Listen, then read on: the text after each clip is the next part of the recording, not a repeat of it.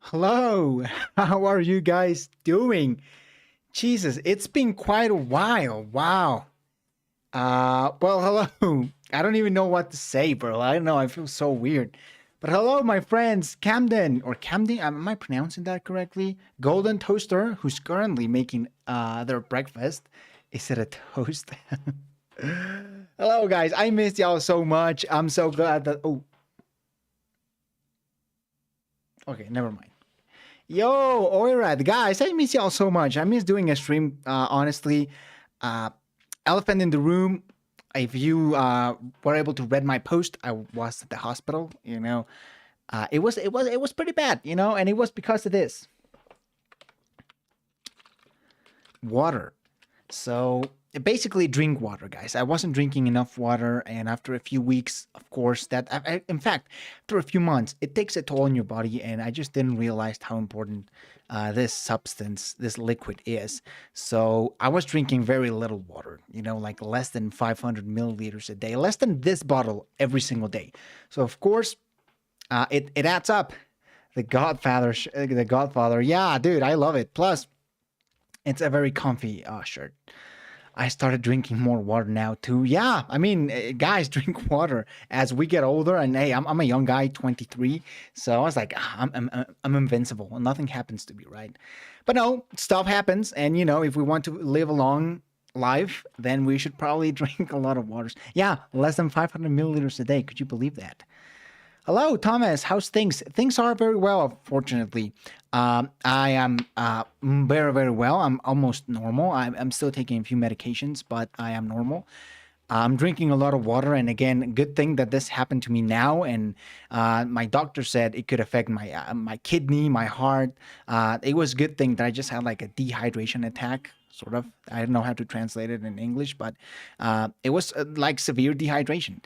So I had to go to the ER. They put a bunch of liquids down my vein, and it wasn't that bad. However, I was very tired, very dizzy. I wasn't feeling well, so I had to take some medications to get my body to recover right from that dehydration. And yeah, I got a Godzilla shirt, and it turned out it was really itchy. Bummer.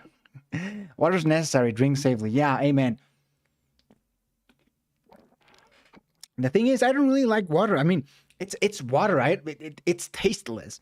So now I put it on the fridge, and as you can see, it's cold. And mm, it makes it a lot better. Uh, but yeah, I have to drink less soda. I can still drink things like this, Macallan whiskey, right? But I have to drink less soda. I have to eat healthier. I already worked out, but I need to maybe like do more exercise.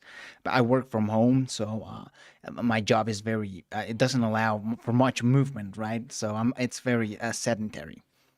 And good thing, another thing that's pretty cool. I'm gonna go to Miami. I think Saturday. Today is Thursday, right? Yeah, it's Thursday. It's Thursday. So Saturday, I'm gonna be traveling to Miami. So for a week. So maybe you guys don't see a lot of videos. But hopefully, maybe I can record a few things in Miami. I don't know. Would you guys be interested in a video like that? I don't know. I'm gonna go for a job interview. It's not like for my pleasure. It's a job interview. So that wish me luck. I would love to. I'm not gonna tell you exactly what it is because I don't want to get you too excited. But I'm gonna have to say it's a really cool job, and it's related to this country right here. I'm not gonna say more, but that's what I'm saying. So wish me luck. Miami is crazy expensive. Hello, get ass. How are you? Yeah, Miami is hell expensive, bro. I have some family members living there, so hopefully I'm not gonna be having to pay for a hotel, But it's crazy. It's expensive, especially now. Talking about crazy, how are you guys doing? How are your country doing? 'Cause I feel like it's been pretty crazy lately, especially for you guys in the UK. Thomas, for example, Boris Johnson. There's been a lot of stuff going when it comes to him. Also, I think the United Kingdom has been dealing with a heat wave, aren't you? So it's pretty crazy for you guys too. Uh, Glad you feel. I almost got a stroke once. Jesus, a heat stroke. Oh, that's horrible. I get that. That's yeah, it's not a great thing. Yeah, it's very similar actually to what happened to me from a stroke. It's really hot in Europe lately. It's really fucked up, you know? The weather is fucking crazy, man. Like lately, I don't know. Okay, so I was watching some regular YouTube videos, but hold up. So a lot of people have been uploading a lot of videos. So I don't know what should we really watch right now. Let's start with Kraut. Of course, Kraut, very special creator. The heat is insane. Have you seen Lake Mead? Oh yeah, I have seen Lake Mead. It's very worrying, you know. And let's watch a picture. Let me fix the chat real quick. But yeah, for you guys, for the people that don't know, Lake Mead is it's a lake in Nevada. And it's the lake that I don't know something related to the Hoover Dam, I think, and it has been pretty crazy. So, okay, sorry, I'm just fixing something real quick. You know the chat.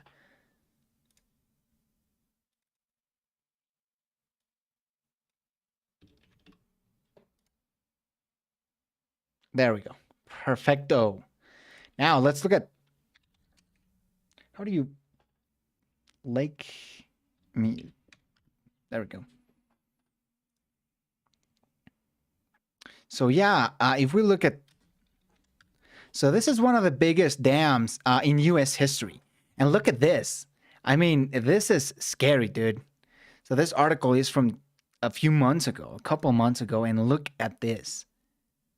I mean, the lake is pretty. You can see the difference between the rocks. You know, all this wider part was where the lake once was, and look at the water levels. This is pretty concerning. I mean, yeah, it is pretty. Look, there we go. We got a comparison of Lake Mead in Las Vegas or in Nevada, and 1983, and look, 2021. Holy fuck! Looks like the RLC. True. During the heat wave, there were houses burning down, crazy stuff. Yeah, I get that, man. Especially because I guess British homes are not really designed for that kind of heat, you know? Because, for example, talking about Nevada, a lot of the homes in Nevada are actually like designed for the desert, right? So they can withstand that kind of heat. But I guess in London or the United Kingdom or Europe in general, the houses are not really meant for that kind of weather, and it's pretty concerning. And I haven't read why the heat wave is happening. Maybe it's more of a natural thing, or maybe it's like actually related to climate change. But it's scary, man. We're living in very chaotic times. We're talking about inflation. The political situation, at least in the United Kingdom, is also pretty crazy. I mean, everywhere, right? So yeah, man, dude, it's messed up. Okay. I forgot what I was gonna do. Where is this thing? So yeah, guys. It's insane. Inflation has gone back down in Germany a bit, though. Is it really? That's nice. That's actually really fucking nice, dude. 2020s are gonna suck. Oh, dude, abso-fucking-lutely. Like, I don't really know what's gonna happen, but I can tell you it's not gonna be great. I mean, at least in the United States, we're probably gonna have another Republican president just because Joe Biden is gonna suck ass. And, you know, who knows what a Republican president is really gonna be able to do. Wait, what? Okay, hold up. Okay, guys, we're gonna start in a minute.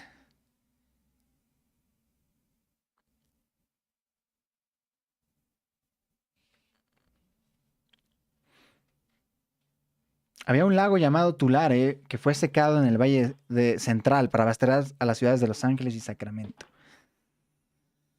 Yeah, everything related to water, everything related to lakes, it's pretty crazy. You don't want to get too political. Yeah, I know, yeah. Okay, well, I can't get this thing working though, so we're gonna have to work with this. So, but good news about the channel is that there's been quite a lot of videos released lately, and it was actually the Kraut video that wanted me to live stream because Kraut is our boy. He makes really good videos. I mean, from since the beginning of my channel, really, I've been reacting to him. So, how Christianity destroyed the tribal family? Huh. Okay, I'm guessing a lot of you guys have seen this. I haven't, so let's watch this together. Heat waves are scarily deadly and subtle for something as mundane as raising temperature. When people think natural disasters, it's usually earthquakes, volcanoes, tornadoes. Hey, that's absolutely true, bro. Like, people don't really think about heat waves, or what's the opposite of a heat wave? A cold wave? Right? All of those things, like things related to the heat, are very dangerous. When it comes to crops, for example, heat wave can really destroy a lot of crops, and it can really fuck up the food supply of the world. Not to mention that right now, because of the war in Ukraine and Russia, food is already a pretty scarce thing. So now you add up a lot of heat, and then you get for a disaster, right? You're heading for a disaster. And I think, if I'm not mistaken, Russia and Ukraine had like a deal to, regardless of the war, keep exporting food, or something like that. I'm not entirely sure. I haven't read too much on it, but I think the food situation might get better in a lot of places. I haven't. I was saving it up to watch it with you guys. Oh, dude, that's amazing. Appreciate that so much. I watched all the new Whaitifalthist videos and Kraut videos. If you get a chance during the stream, could you react to Epic History's Battle of the Somme? Yeah, dude, absolutely. Yeah, this is just like a regular stream, so we can do whatever. I was actually planning to maybe play a little bit of geoguessr. So if you guys would like that, we could do that at the end. But yeah, if you guys are ready, I am ready. And let me drink some more water, because I can feel I still get dehydrated really quickly. My lips start to dry, and my especially now that I'm talking. So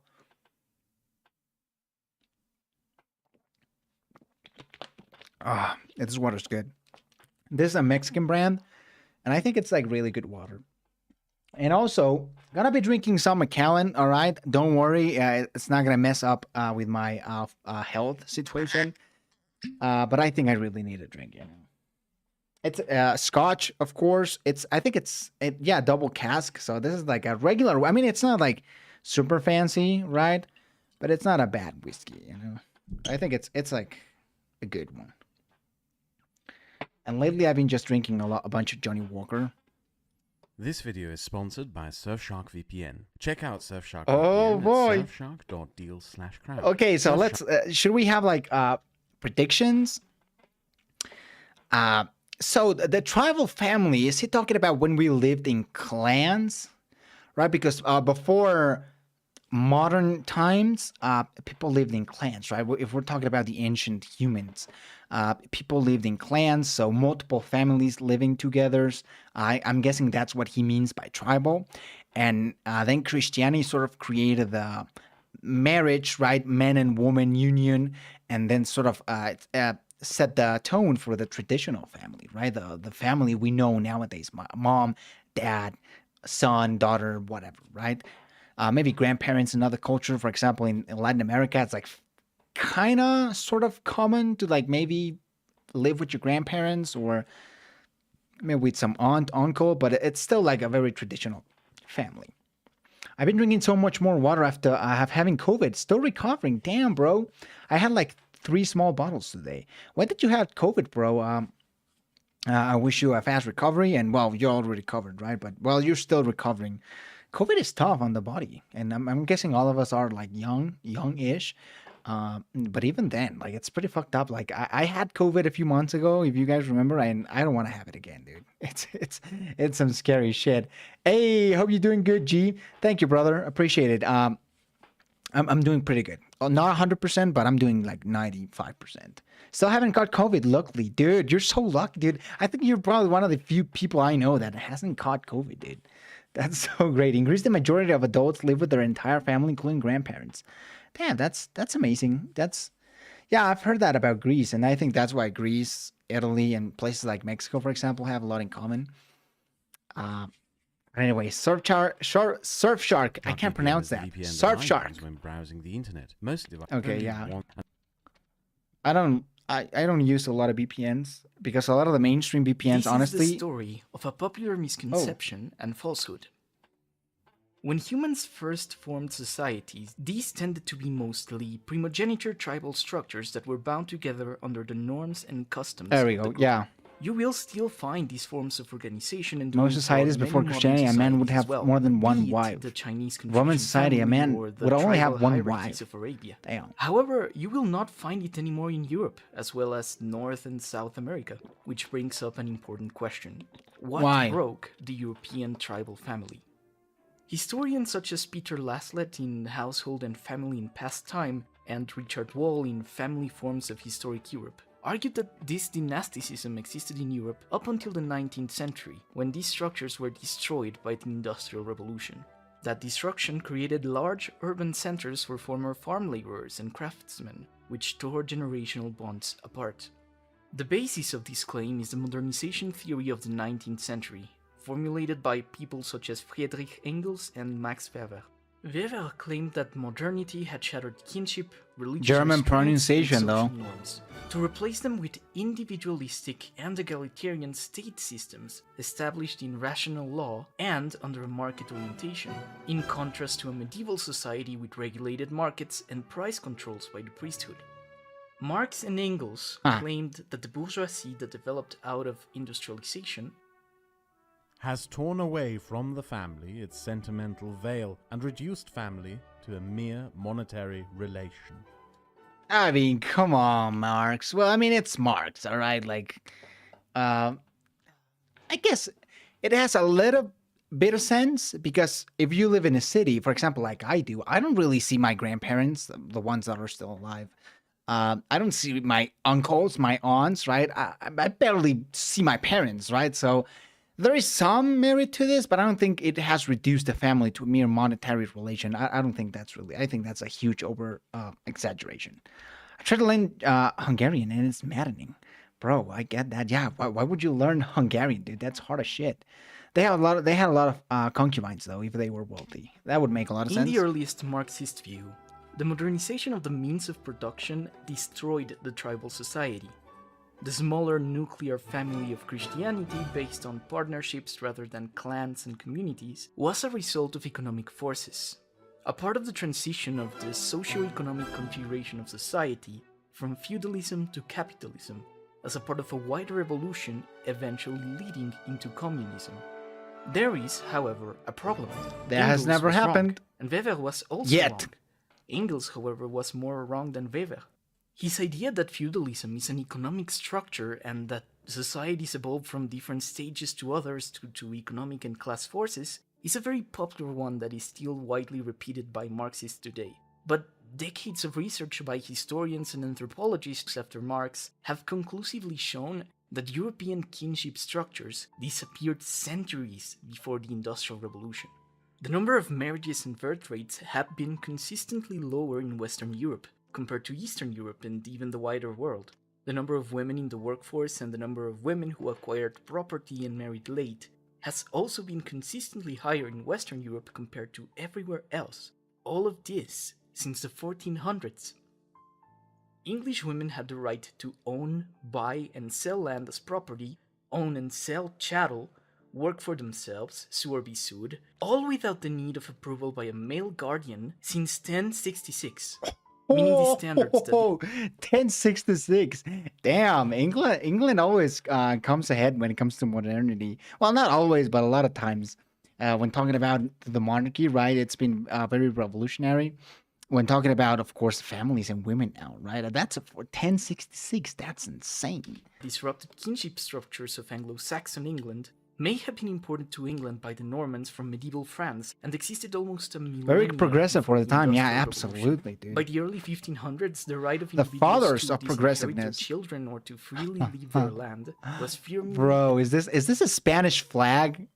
Is this supposed to be like a couple English dudes going to Spain? Okay, I get that. Established within English A common liberal law. cuck. Additionally, Oh the shit. ability to privately own property as a possession indefinitely had been well established by the 1100s. People in 1400s England were also already freely trading and selling property without the need of approval by an aristocrat. By the 1300s, we find contracts of care and labor between parents and their children in medieval England, in which children would be contractually obliged to care for them at old age. We find that parents who foolishly signed over their property to their children without such contracts sometimes found themselves evicted, destitute, poor, or mistreated by their children. These are important facts because, Damn, number that's one, weird. That's in tribal dark. societies shaped and governed by familial ascendancy, people are tied to the land they live in through their ancestors being buried on that land, and many other communal obligations. Land was often held in common in that it was shared by a network of related family Yeah, England did abolish slavery 40 years before the USA. units.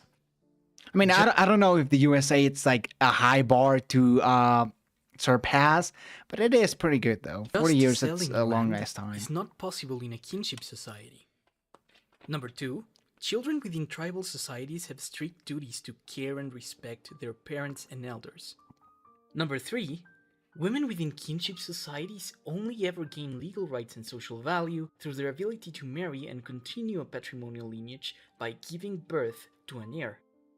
Women who are part of the workforce to earn for themselves, marry late, or let alone own property that they can sell outside of the group, do not exist in this form of social organization. Portuguese The claim that welcome. industrialization and the What? advent of capitalism destroyed the family and turned it into a mere mechanism of acquiring capital is factually false. A false claim that is part of an entire theory of history on social development through class forces. Yet, we know today that the practice of dumping your aging parents in a retirement home to get rid of them is not a capitalist practice born from industrialization, but a practice that in some shape or form dates back to medieval Europe. The advent of capitalism through industrialization did not destroy kinship. One can argue, in fact, that it was the other way around, and that capitalism is a result of the destruction of kinship. Engels, Marx, and by that Okay. extent the Marxists, misunderstood feudal medieval Europe. They relied for their theories on the theories of the people who first described feudalism, those who had led the French Revolution. And it was their intention to destroy absolutism. To them, the idea of feudalism seemed inseparable from the French nobility that they sought to destroy. Rousseau, for example, could have seen political utility in his picture Rousseau. of early human history. He described the state of We also went around the world fighting over empires to stop the slave trade. That, again, also true. nature of England, mankind W and for an England. hypothetical era before social Or organization as United Kingdom. harmonious communities based on fraternity and moral intuition, where everyone lived in an idealized freedom. Then, civilization compelled these free peoples into increasingly coercive social contracts that made them miserable and alienated. This was a jab at the monarchs of Europe and the Catholic Church, as in Rousseau's view, it was these two Louis who were the great XIV, corrupters of mankind, feeling rather than the blessed. saviors that Okay, Louis XIV, Leroy, and a crown, feeling blessed, living my best life. And don't care ratio, you people ruin everything. Hashtag tone deaf. they presented Yo, that's themselves okay. as. That's In their funny efforts, though. they made a mistake that Marx and Engels The British would Empire later also scrambled Africa describing the along past most of Western through the Europe. lens of their own interests in the present. It's not hard to see how Rousseau's state of nature runs parallel to Marx's primitive communism, an imagined past where humans lived in classless, egalitarian, hunter-gatherer societies. And it is wrong. As we've discussed, there was nothing classless about tribal societies, as someone's place in a lineage and the particular customs of a tribe determined almost every aspect of their life. What even is feudalism, and where did it come from?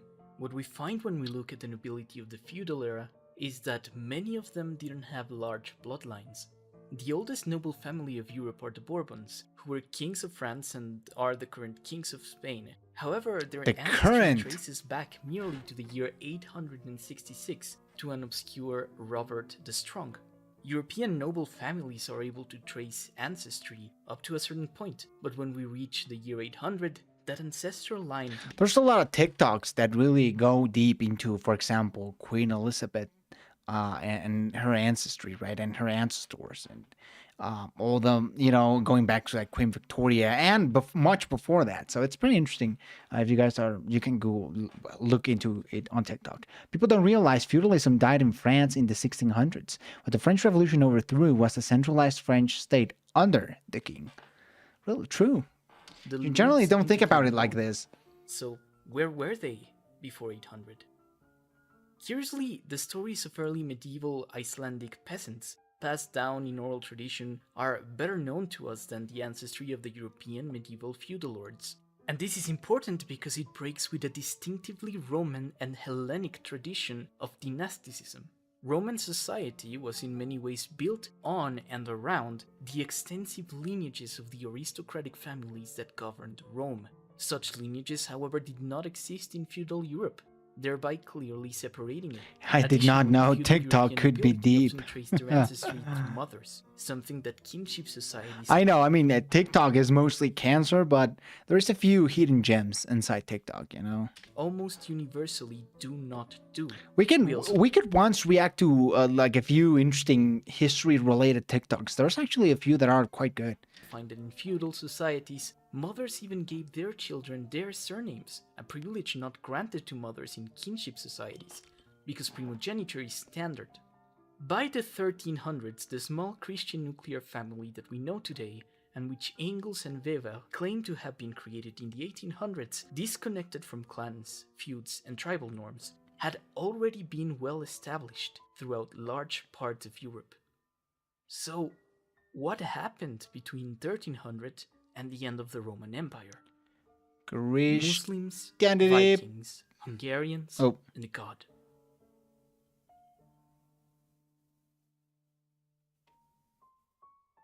According to the French historian Marc Bloch, Oh, come on, dude.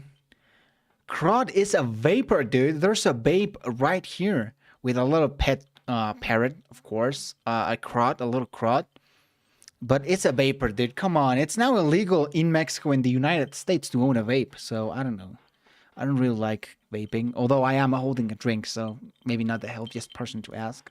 and his extensive research into feudal social structures Muslims of Europe, and European Hungarians. feudalism evolved as a reaction to the collapse of the Carolingian social order and was preconditioned by the advent of Christianity in the Roman Empire.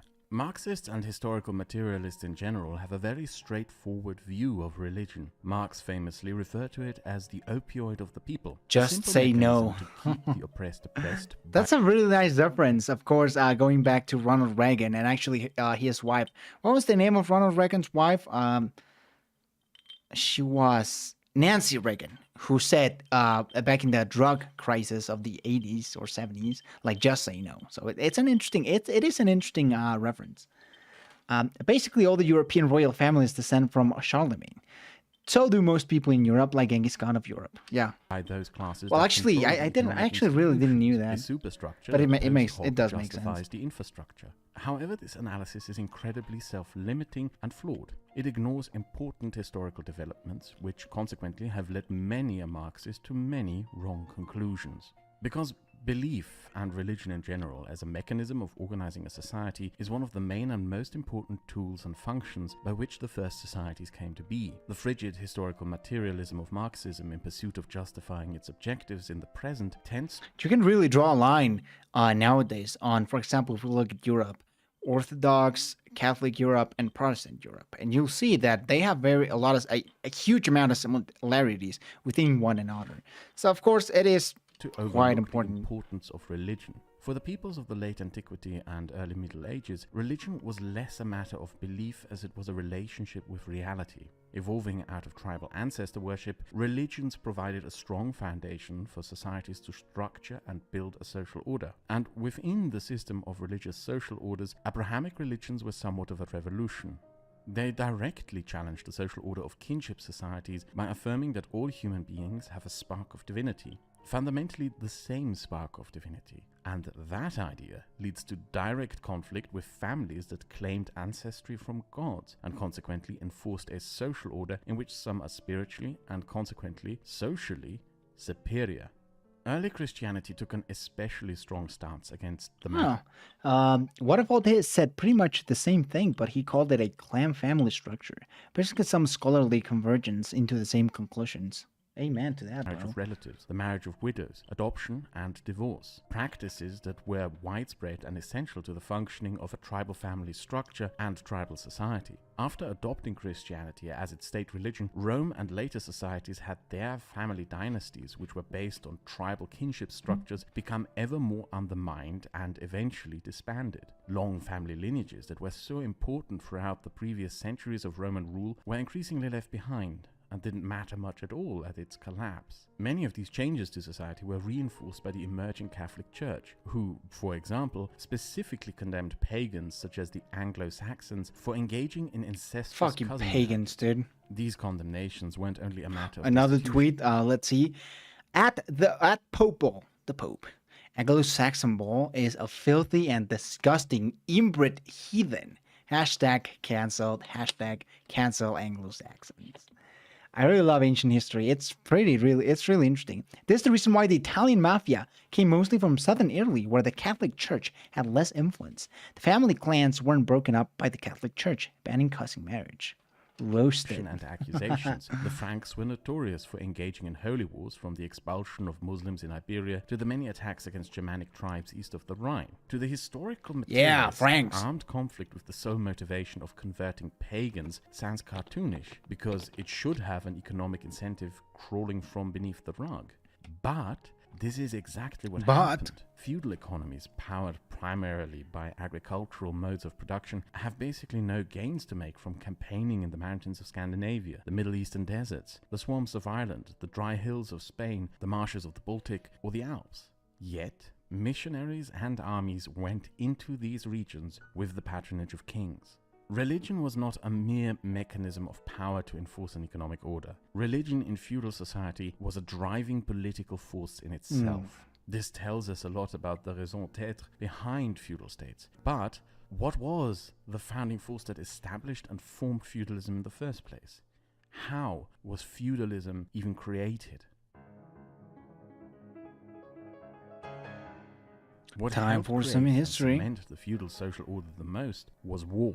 The aforementioned Muslims, Vikings, and Hungarians. Europe, after the decline and later collapse of the Roman Empire, spent centuries being sacked and raided by Muslim invaders from the south, Hungarian warbands from the east, and by Viking plunderers from the north.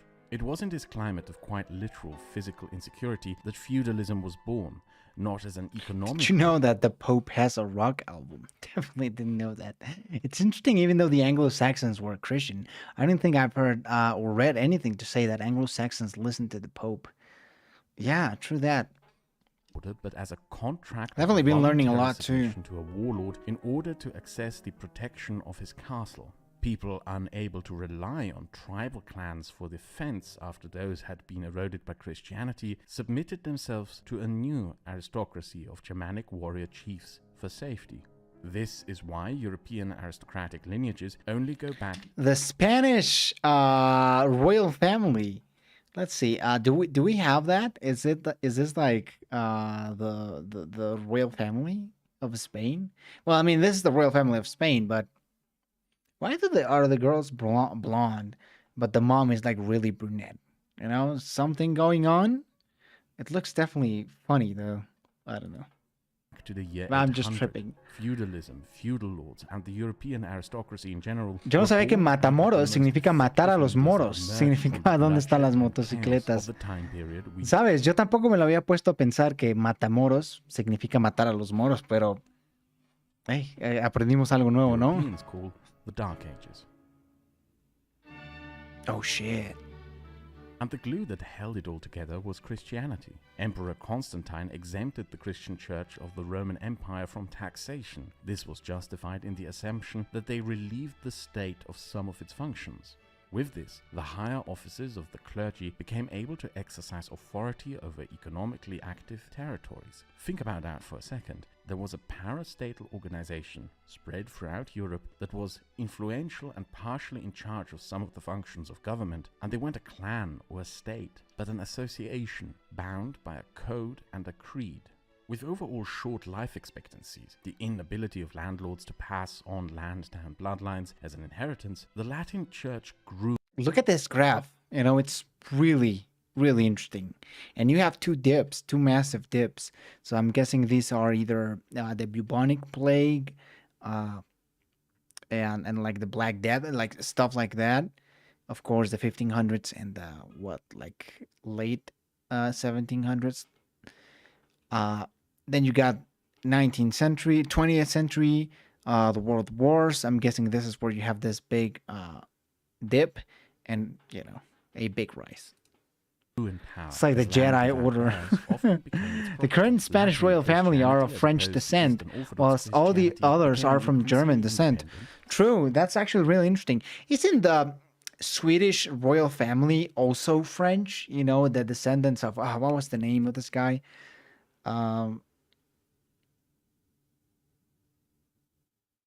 Like the Napoleon guy. Well, the guy who ended up being king of the House of Bernadotte. I think that's the name. The House of Bernadotte. Yeah, Bernadotte. And yeah, so the Swedish royals and the Spanish royals are French descent. You're pretty fucking crazy. Bernadotte. Yeah, you're right. I used to react to politics with Paint of the South China Sea. Politics is a cool channel. Yeah, we can check that out. Entity with moral authority. I really have nothing planned, you know, so we can. I just wanted to stream. Resources and influence. We could argue that the basic principles of these rivalries morphed and continued to shape the nature of European war deep into the 20th century. Yeah. But at least for over 1,000 years, the warrior chiefs and later kings of Europe would legitimize themselves by subordinating themselves to the god of their peasants. The papacy started to preside and the god of their peasants kings as the base of their legitimacy, as they capitalized on being in good standing with the institution of Christianity embodied in the Catholic Church. Pepin the Younger, the founder of the Carolingian dynasty, conquered significant swathes of Italy and gifted them to the Pope as a sign of piety. This was the founding moment of the Papal States, and it turned the Catholic priesthood from its seat in Rome into an even more empowered entity. They became a land-owning institution without dynastic heredity of their power and capital, almost aristocrats without an... Of course, there has been a huge importance of the Papal States throughout European history. I mean, we were talking about Napoleon a second ago. And even now, you know, the origins of the Vatican are because of the Papal States. Aristocracy, but rather managed within a hierarchy of piety, which now was a government. The aforementioned ownership of property by women is an accidental side effect of these church laws. As property could only be passed down direct heirs, widows ended up owning property, and a legal framework for women to own property was consequently created out of necessity. Tribal Europe of kinship with large families was largely gone by the year 1000. The Germanic, Nordic, Hungarian and Slavic tribal structures all fell within a few generations of their people's conversion to Christianity. The tribal family died and the nuclear family replaced it. This is cemented by the fact that this development into feudalism did not take place in far-flung, isolated places unaffected by the Dark Ages, such as the Scottish Highlands or the Albanian mountains. Institutions such as serfdom were not introduced there until they were imported by invading foreign aristocracies, but also in places where Latin Christianity never took a lasting hold, like Greece.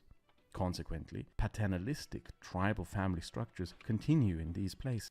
Being Eastern Orthodox, it makes me sad how Eastern Orthodoxy really became handicapped by always being somewhat under the control of some emperor, whether the Russians or the Byzantine. True. Wow, I never really thought about that, but yeah, it does. It is pretty sad, I guess you could call that. The only reason many Germanic tribes converted to Christianity was because the Christians bested them in battle, meaning the Christian god is bigger, stronger than their old gods. If you ever dated a Greek, you probably know what I am talking about. Never dated a Greek. One does not simply date a Greek. It is more like a social contract within a communal corporation governed by around 20 or so cousins. This is because Wait, Greece, what? which by Really? and large remained outside of the influence of Western Christianity, Wait, hold up. contract within a community I am talking about. One does not simply date a Greek. It is more like a social contract within a communal corporation governed by around 20 or so cousins. This is because Greece, which by and large remained outside of the influence of Western Christianity, had... Wait, what? Do we have any Greeks here to sort of explain this a little bit more? Is this like actually true? I mean, again, a social contract. It's not really like a super real thing, but damn, Did any? Am I the only? Am I the only one that's a little surprised about this? This doesn't happen in Mexico, and Mexico is a very conservative country or very Latin country. Is that correct? But it didn't happen. Sería extraño ver una Inglaterra y Grecia católica.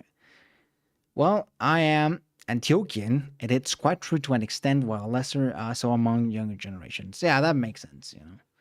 Has not Especially talking about younger generations, but yeah, it is shocking. Structure consequently still persists to this day. Damn, I love The nuclear Greece. It's family, such an the interesting groundwork for country. what some call individualism had already been laid by the 11th century. In other societies, such as China, agnatic family groups had never even been disbanded. Consequently, modernizations and reforms in political and economic institutions always had to fight opposition coming from entrenched kinship groups and their social structures. In contrast, when banking and commerce emerged in 15th century Venice and in 16th century Amsterdam, it could do so without having to Yo, the Netherlands Country Bowl is stoned. And I think we've already seen this in previous videos, but look, the eyes are like red and tired, you know. That's so funny though. I cannot imagine having to live with all my extended family. Oh yeah, it would suck. A friend of mine was Greek. He was Orthodox Christian. His family are from a village near to where Sparta was. Damn, I wish I had a Greek friend. I once knew the daughter. I mean, I don't know if I should say this, but the daughter of the Greek ambassador in Mexico. Don't ask me what happened, but it's a true story. Test with the interests of entrenched tribal dynastics swaying wider society. The lack of a state religion in China also meant that it could centralize it into a unified bureaucratic state earlier than other societies. But China also did not develop a concept of rule of law, in which the law is an impartial arbiter that's of not justice. funny. Law That's not funny. developed in China merely as a Wait, what? mechanism and partial. Guo Mei Mei. I love showing off. I'm a materialistic little girl. Was this girl arrested because she's materialistic? All right, I get. Arbiter of justice. Okay. Law developed in China merely as a mechanism and tool for rulers to enact order. It is more of a rule by law rather than a rule of law. While in the Middle East and Europe, through Christianity and Islam, law developed through religious institutions as an impartial arbiter of justice for all, a development leading to a concept of law as a mechanism of accountability for rulers, rather than just tools of rulers. It is very doubtful that this was the intention of these religious institutions. One can consequently argue that Christian, Islamic, or Abrahamic religions in general are, as a political institution, inherently I used to like driving with him. He used to blast Greek music in the car. He also used to road rage in Greek. That sounds very Greek, you know? It's something that I could see myself doing. Destructive, since the social forces they unleash through the destruction of kinship and tribal structures eventually undermine their own political power. Abrahamic religions are unable to control the social forces they unleash. However you may interpret it, it is in the end self-limiting to just ignore these developments, or just naively write them off as a mere mechanism in service of materialistic goals. What we learn here is, like Mark Bloch wrote in Feudal Society, that to view history from the self-limiting lens of defining and trying to find a homo he must have a big-ass library at home, you know? Juridicus is an endeavor bound to failure. Economic structures, philosophies, and laws are only partial structures, or part of a society, but never represent a society at large. One should also avoid foisting one's own modern lenses upon a society of the past. To have a best possible image of what a society is and how and where it developed, one must be able to embrace a society. Abrahamic religions are very revolutionary for declaring that everyone is equal, and that is something that we really take for granted today. They really did introduce equality before anyone else. That is true. Lately, despite being an atheist lately, I've been looking into religion a lot and looking into where to take my spiritual life. For what it was during its time, as a living and breathing structure. The self-limiting Marxist notions that kinship was destroyed by 19th century industrialization and that the nuclear family is a capitalistic product of the 19th century unfortunately still persists. The reality, as you saw, is very different. It was not mechanisms of It capital was that Christianity. created the feudal society in the first place. Neither was it mechanisms of capital that destroyed European tribalism. It was Christianity, furthered by the instability caused by Hungarian, Viking, and Muslim invaders of the 6th to 8th century. Hey, so this video was a collaboration with my friend Ravignon. Once every few months, I'm going to, from now on, pick a smaller YouTuber who I really like, go through a list of topics together with them, let them pick one of the topics that interests both of us, and work together on it. Both me and Ravignon did the research, writing, and editing of this video. Ravignon is a French-Mexican, or is it Mexican-French? Well, A French Mexican. All right. Well, there's not a lot of those, so good for him. Does he live in Mexico or does he live in France? Okay, let's see if we can find out. Okay, so the video just ended, I guess. Ravignon, there we go. Come on, baby. Oh, we already watched videos of his. Yeah, he's the guy that did the Quebec videos. That's cool. Okay, could we... Does he has an Instagram? He does not. Oh, wait. It's Twitter.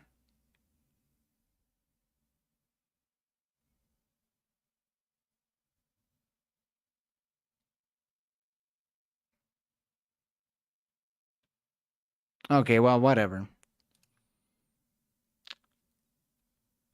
That was interesting. During the Roman Empire, Christianity spread rapidly amongst the slaves and poorer classes. The upper Roman aristocrats saw it as a threat. I could understand that. Hello, Tarkov. How are you doing, my man? Yo creí que iba a decir tu nombre, Jorge. That would be great. I think our religion is good to study and reflect on humanity's values. You don't have to follow it to appreciate the messages. Yeah, absolutely. Oh, I'm totally down for that. You know, I really believe that you could appreciate religion as with a more of a history vision, right? With a more of a even philosophical a vision, and not really like actually follow its commands or its rules or its books, right? And that's the approach I'm trying to take with religion, actually. And I would like to read the Bible. I would like to read the Torah, the Quran. I would like to read all of them, so I could be more of an informed person about religion, and then maybe make my mind. You know, react to politics with paint. Well, we could do that at the end, but I think right now it'd be good to do Whaitifalthist. But if chat actually wants it, if you guys want it, we can do anything. But it has to be a consensus. So, okay, so my boy has uploaded quite a bunch of videos, right? Like a lot. And he's been going on quite a different path. You know, a historian explains being Gen Z, explaining the borders. Well, we watch these. Is World War III about to start? We watch this. We watched the debate against Vaj, and it was just a fucking mess. But then after this, I don't think I've watched any of his videos. So a lot of you guys are from Europe. We could watch The Future of Europe. Oh shit. How our world and age will collapse very soon. Oh, damn. That's dark, brother. How everyone doing? Good. I'd say the Southeast China civilization video is probably the best. Okay, that sounds interesting. It's this one? No, Chinese, no. Understanding Southeast Asian civilizations. We can do a couple, so... The questions that are too taboo are whispered. Okay, let's just pick one. But I don't know. Taboo questions? Alright, let's do taboo questions. Let's do taboo questions first, and then we'll do another one. Should we do the final 8, another 7, or 10? Everything is really doomer at the moment. I know, right? It's really doomer, and I don't necessarily like that content. It like makes me sad and depressed. Finalite. Okay, let's go. I'd say finalite. Okay, perfect. Let's do it. This is part 3 of the over 2-hour series on taboo questions that can't be discussed in society. I'd like to thank the people who have made it this far, and I will promise that you'll find even more interesting and heretical topics discussed here. The same rules apply here as in the previous videos. I'm going to be talking about things that will probably offend each side of the political, philosophic, and religious. Oh. Yeah, it's time to get the controversial helmets on. Jesus fucking Christ, dude. I mean, hey, at least all of us are gonna get offended, right? So if we all get offended, then it's not bad, right? So yeah, for the first time, I'm gonna allow everything in the chat. Everything goes. You can talk about whatever is being discussed, and I would do that too. So let's take my Greek flag and put it off. I don't want to offend the Greeks by having their flag in something that's maybe not gonna be so great. All right, I'm ready. Are we all offended right now? Okay, I'm triggered. Let's go. Spectrums. The truth is a double-edged sword that cuts everyone. However, even if you disagree with me, please take what I'm saying in good faith and that I'm trying to look for the truth, even if I do turn out to be wrong. Likewise, if you're going to try to dishonestly twist my arguments into something I wasn't saying, take me out of context, Vosh, wink, wink, or dishonorably tear me down, you're just really proving why your arguments aren't strong enough to face me directly, and you're only showing your own morally degraded state. Morally degraded state. Oh my god. Offend everyone equally. Equity. Already disagree. The truth isn't a sword, it's a vase. Calling people out. It's important to be critical of our society, and few people do that as well as artists, who use their craft to develop a new take on the world around them, sometimes with fabulous results. Christ. One of the greatest artists is William Shakespeare, who wrote plays that were both socially aware of England's place at the time, and also timeless stories we can still enjoy today. Shakespeare was an excellent critic of his era, and I learned a lot about his impact by watching Shakespeare, the King's Man on Magellan TV. Okay, wow. Works as both astronomy. I'm triggered. Magellan is compatible with just about any device and is 4K HD with no additional. TV is the Whaitifalthist viewer. Oh, here we go. Number 1, is morality a fairy story? One of the things you gradually realize the more you get deep into history, like reading at the ancient world or areas of the world that aren't normally covered by Eurocentric histories, is how awfully common genocide is across the long picture of history. Oh yeah. This is a map of the areas that have been genocided and had their populations replaced over the last 10,000 years. And one of the things you realize is that almost all of the world has seemed to have had populations. Okay, yeah, okay, let's do it. Europeans versus Amerindians, okay. That has happened. Bantu versus Khoisan in Africa. Arab hoarders, natives. Chinese rice farmers versus native inhabitants of Asia. Europeans versus Aboriginals. Turks versus Indo-Arab. Okay, well, we get it, right? Almost every nation has done genocide at some point in their histories. The I hate art. Wrote a wonderful book called Atrocities, which covers the 100 worst atrocities in history and did an analysis of what happened to the perpetrators of said atrocities. You know what triggers me sometimes? Ads that start in the middle of videos that aren't getting good. I get it. Kraut es el mejor canal que explica los problemas de cada país. Whaitifalthist sí me gusta, pero no como Kraut. Sí, Kraut es de los mejores creadores de contenido. And were basically worshipped as gods by the 5 greatest mass murderers in history: Mao, Khan, Stalin, Tamerlane, and the H-Man. Of the top 5, Adolphus Hitler was the only one who died and was defeated in war. And I don't think it's a coincidence that Hitler was the only one we're completely comfortable with calling evil in our society. Where am I going with this? Well, it leads back to the key question that monotheism must grapple with, in that if God made an orderly good world, how could a good God who made this world make a world with such obvious evil? The good old question. Win so much? Is morality just a fairy story we invented to help us sleep at night? I think the answer is both yes and no, depending on how you're looking at it. First of all, there is no global jury the joke's who will getting put stale those mass now. murderers on trial for the evils they committed. God didn't pwn Genghis Khan's army and prevent him from continuing to commit atrocities after he had already killed 30 million Chinese. One of the things that today's chattering classes struggles with is that the world isn't a nice schoolroom where evil will just naturally be stopped.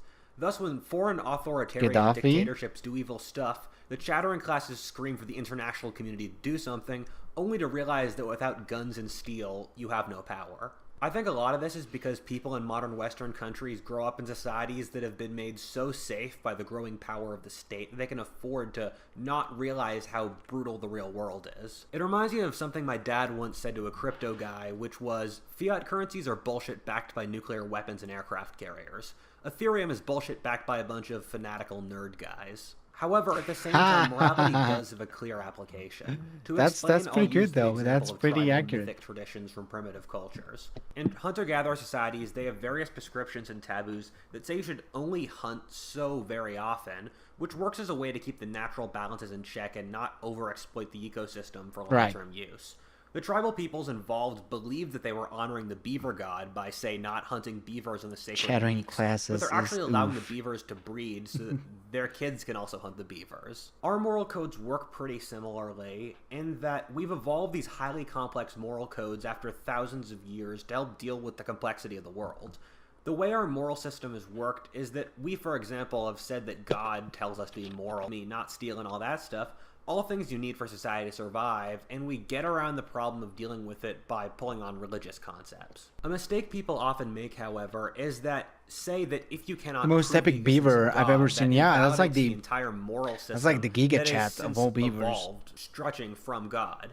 Archetypally, Satan lures people into the promise of short-term gain but screws them over in the long term. This is what normally happens with immorality. Look at it this way. Mao, Genghis Khan, Stalin, Tamerlan, and Hitler all in many ways destroyed their own societies by perpetuating evils in other groups. Mongolia, Russia, and Central Asia all went into irreparable declines after those leaders. And it's pretty normal that the heartlands of former empires do go into decline. Anyone who's been to China will tell you that the Cultural Revolution has left a deep scar on that country's psyche, and has made the country a lot less happy today. If you take a broader, holistic view of the world, this makes more sense. Look at Nazi Germany as an example, where the Nazis in many ways were correct that they could totally genocide and conquer other nations. Whoa! You know, someone make an edit out of this. Nazis in many ways were correct. The Nazis in many ways were correct. Makes What? more sense. Look at Nazi Germany as an example, where the Nazis in many ways were correct. I mean, I know there's a broader context, obviously, but I mean, That they sounds could pretty totally weird. genocide and conquer other Bruh, nations clip brutally that, yeah. for the benefit of the German nation. But the Well, problem we should maybe do an edit. You know, Whaitifalthist out of they ran context. into was that their own pride was their downfall, and that they believed themselves to be better warriors than they really were, since they thought they were racially superior. Okay. This is an interesting map. Okay.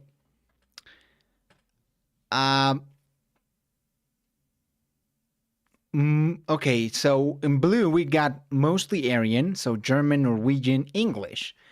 And we've got, of course, Germany, including the bits of Poland, but okay.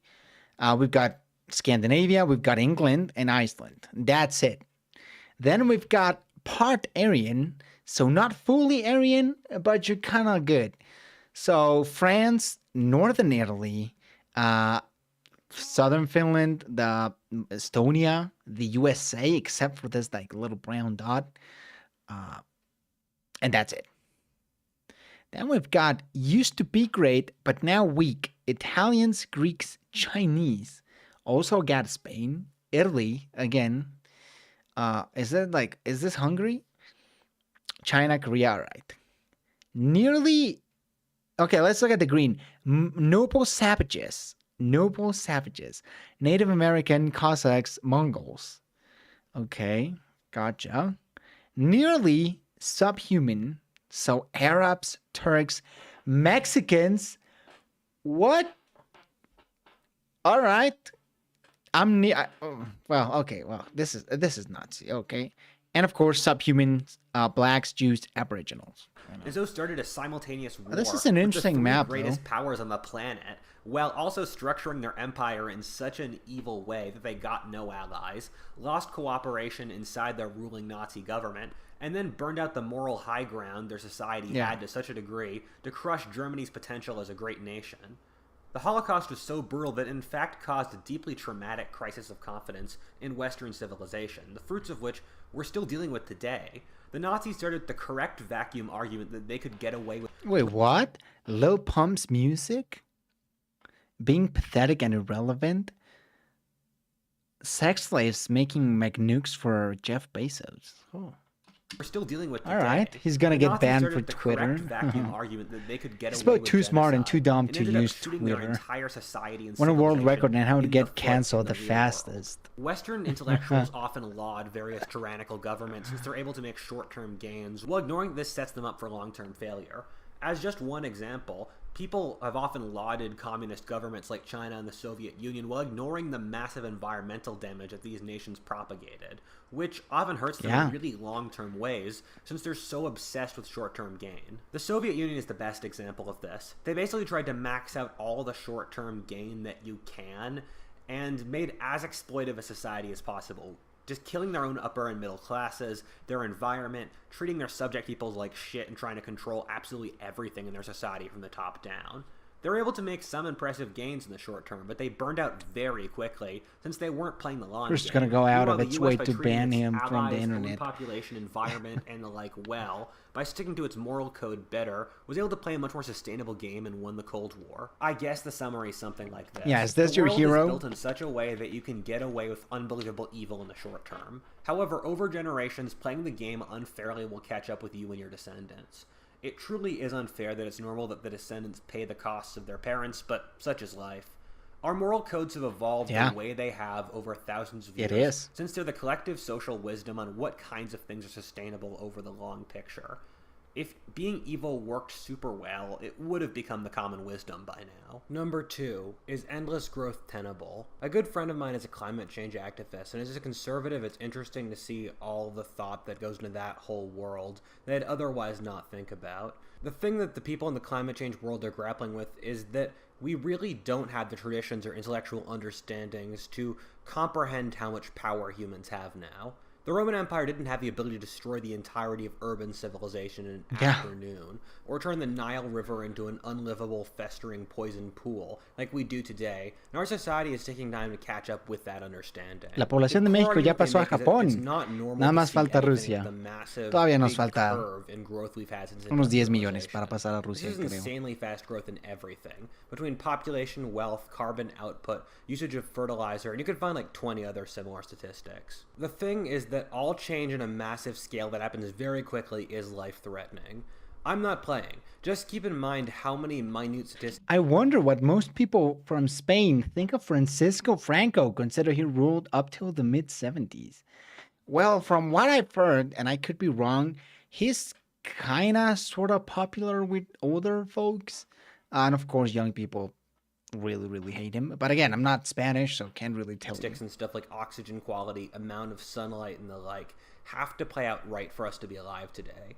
Our continued survival is contingent upon millions of variables going right all the time, and very rapid change entails changing things in a way people don't understand. And if the variable goes wrong, we're screwed forever. In natural orders, you tend to see rapid growths like this play out in one of two different ways. What a Either nerd calling stabilization or Genghis by death. his The natural Mongolian world doesn't name. play I with permanent know, growth all the bro. time. If you look at history of humans, He's such a or- nerd. Like, I mean, he's such a nerd. That's not a bad thing, but he's such a nerd, bro.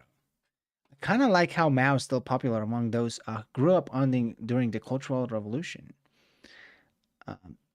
¿Qué pensó Francisco Franco de Fidel Castro en Cuba? La verdad no.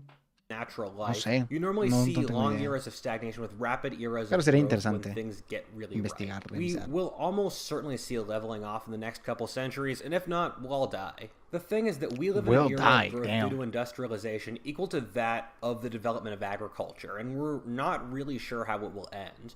We're like the Neolithic farmers of 7000 BC, looking at the population density rise far beyond anything we could understand happening in hunter-gatherer society, while also seeing the first stuff like big wars, mega temples, or cattle herding develop, and not being sure how to deal with any of them. There's not a lot you can honestly say here without being really humble.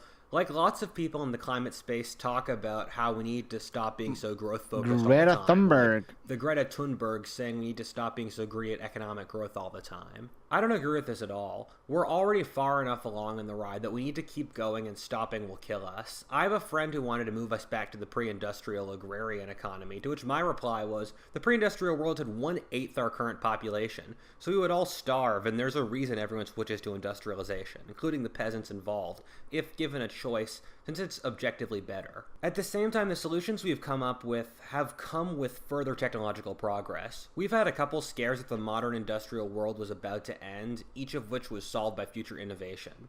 Karl Marx predicted the lower classes would rebel in the 1850s, but then increases in productivity made the lower classes wealthy.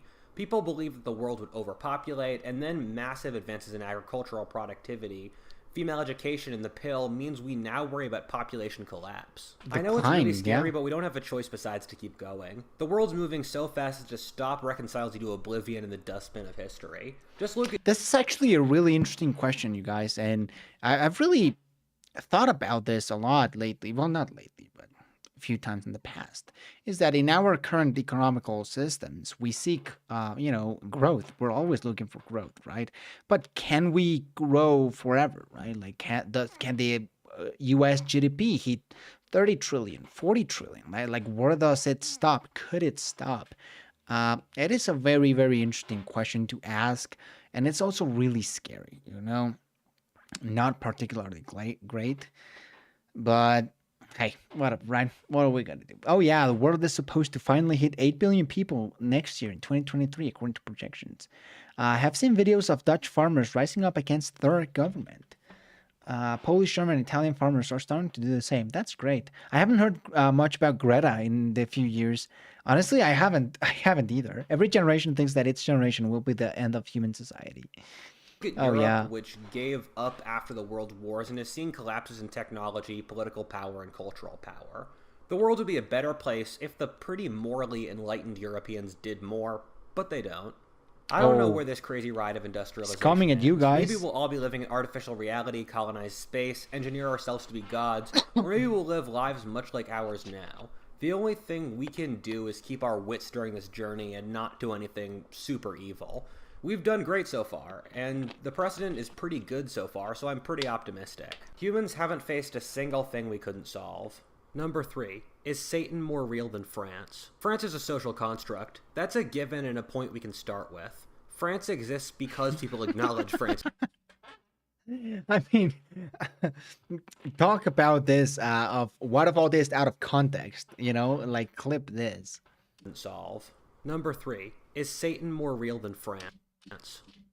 France is a social construct. France is a social construct. That's an interesting statement. France is has science gone too far? Yes, now let's keep going even further. That's a given and a point we can start with. France exists because people acknowledge France is real. If all French people somehow decided they were Belgians, France would no longer exist and become Belgium. However, even though France is a social construct that we decided exists, we can all acknowledge how real it is. To take the legendary Israeli historian Yuval Noah Harari's point, tigers aren't a social construct. I agree. If we France all agreed we is didn't want English tigers to eat us, they still would eat us. However, France, a social construct, could probably kill all the tigers in the world if it wanted to. I love this. I mean, yeah, I guess France is a social construct. Yeah, it is. But I just love how he says it. France, a social construct. France, a social construct, could probably kill all the tigers in the world if it wanted to, if for some other reason the other world's governments wouldn't stop France from doing it.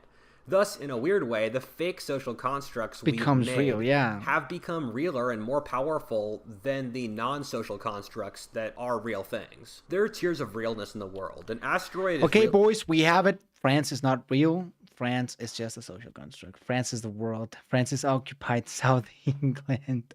Than France, since thank God we don't have any French right now. Thank God Fritos is not here on the stream. He gotta get angry. And of course, Sean King stands at that pinnacle of realness. However, if we can agree to this... Wait, what? Sean King is a fraudster BLM activist who is really white and is known for various scams and provocative statements. Is he white? He doesn't look... I mean... he looks light skinned, but I don't think he looks like super white. I don't know. Chain of French logic, Canadian. we end up in the weird position where you can make a it was compelling all an argument illusion. for some things being real that you otherwise wouldn't be able to. Since humans are genetically hardwired by nature to behave in certain ways, you see certain patterns of human nature develop the same across all societies. The warlord creating a harem of beautiful women, the sage pontificating to his disciples, the mother working hard to feed her children, or the hustler grinding on his next big scheme, are things that you will see in every that's Andrew society, Tate. since they're built-in human adaptations to how the real world works. Humans cannot exist without warlords breeding, sages teaching, mothers loving, and Look at the face of this horse. Damn, he's struggling, my man. hustlers hustling. They're all parts of the tapestry of human life. This is where things get weird. The ancients totally knew this. Oh, The gods this is when it gets weird. I think it got weird when you said that France is a social construct, bro. I mean, I get it. I really get it, but it's just so funny. I'm still hoping to see a French majority-speaking country in America. Libre Quebec. French Canadian, I salute you, sir. The real France. Latin brother, me too. representations of aspects of the order of the world Yeah, amen. and human nature. Free Ares Quebec, was a my G. representation of the ferocity of war, and so when the Iliad said that Ares sided with the Trojans, it means that the Trojans fought more ferociously. When Hercules killed his children and was possessed by the spirit of Hera, it's literally describing a PTSD attack, which does feel and kind of does psychologically behave like a spirit is taking over you. In some ways, this ancient view is pretty accurate to how psychology works, in that we're divided between many different warring sub-personalities and different individuals. At the same time, things like lust and hate do not belong to us as individuals, but instead are primordial personalities that we genetically inherit that take over us sometimes, which is how the ancients viewed psychology. Which brings me to the crazy point that you can make a very compelling argument that Satan is What? ruler than France. You see satanic behavior across history. Whenever you see cruelty for cruelty's sake, uncaring greed, humans losing their poise and degrading back into animalistic barbarism, you see the psychological sub-personality of Satan manifest in human character. There is something that you see too commonly across history Yeah, true. Doesn't he speak French, kinda? Yeah, I mean, they do that you speak can't French. write it off. Wherever there's a war, there are those So who checkmate. rape for fun. Whenever there's big hierarchical social differences, there will be masters who beat their inferiors out of pleasure. The great will always be envied by the lesser. These are things that are hardwired into our characters that we must fight. Evil will always exist. You know evil is a real active force, since wherever you have an opening for it, evil immediately arrives. If you create the right conditions for evil, whether places where power can be abused, where you can hide your evils and the like, you will immediately see the most unscrupulous and cruel people arrive to exploit said positions. This is why communism doesn't work, since in its immense naivete, it creates absolutely no protections against evil, and the power structures it creates are so powerful and play to people's egos in such a way that you automatically get the worst tyrants in history who rise to the top of them. At the same time, the devil gets you by selling you on short-term He's gains got a while point. screwing you over in the long term. This is something that we'd like to believe we are beyond, but really, we show absolutely no evidence of it. I mean, we're in the era of the highest money printing, carbon output, hookup culture, and if you can think of a single short-term strategy A hookup culture. Is he really like against hookup culture? After that, can you react to the story of Onfim, a medieval child by Trade Explainer? Yeah, we could do that.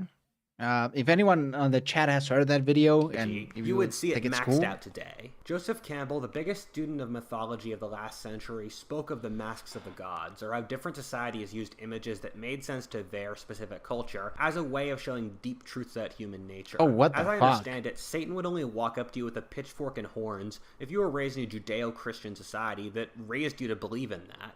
But evil has different names in every society He reads because too evil many exists in every books. society. If we can call it Beelzebub, the Lord of Lies, and the like, other cultures oh, what? Nancy Pelosi is going to Taiwan. China said that they would take military actions if need be.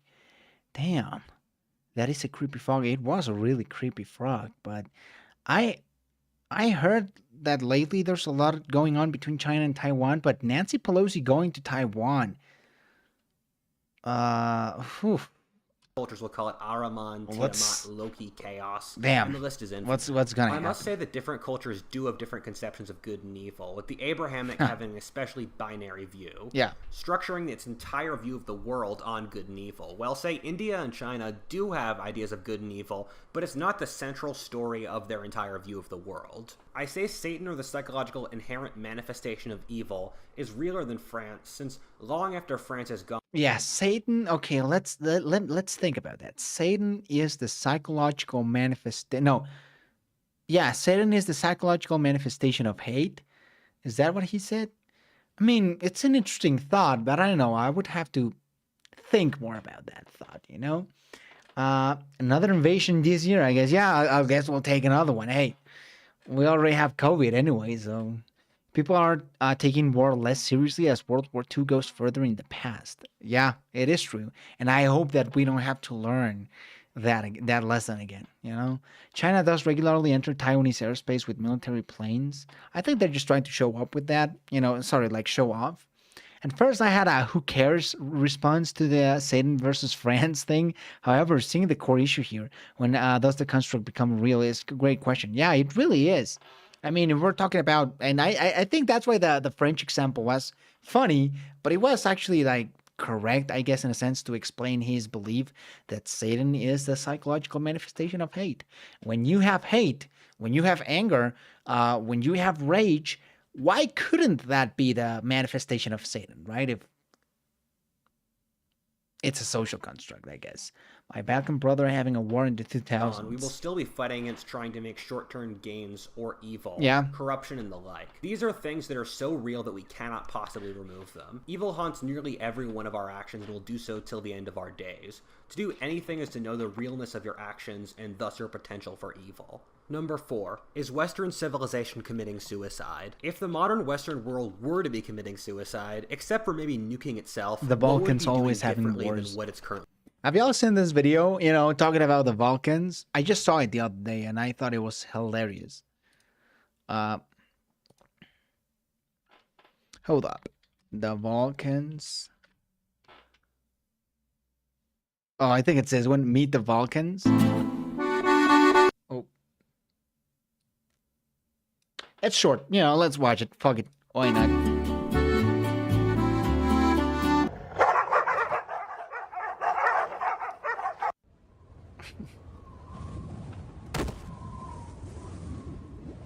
This is good, yeah.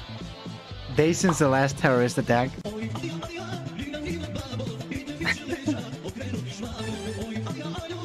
Kosovo, I guess, full of life.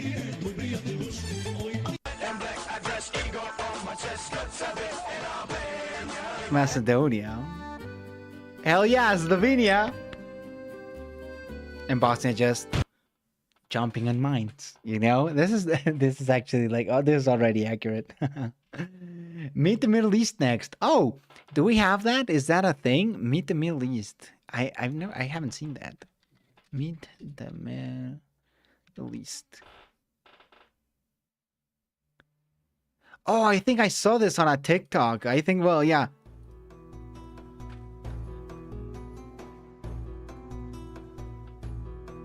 Balkans are one of a kind. The Balkans are just a war on pause. So that's Egypt, all right.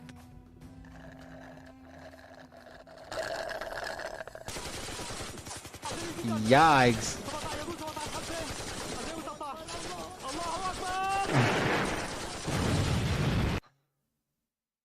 The Kurds. Just trying to chill, bro, right? They're just trying to chill. And then Turkey.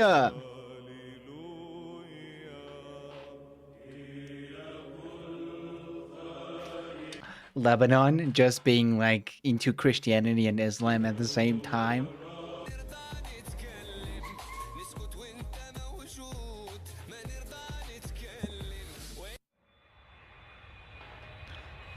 Yeah, plane. That's actually really good. Hey, the World Cup's gonna be in Qatar, or what's the original pronunciation? Well, who cares? So yeah, we'll be seeing that very soon. Saudi Arabia, the United States.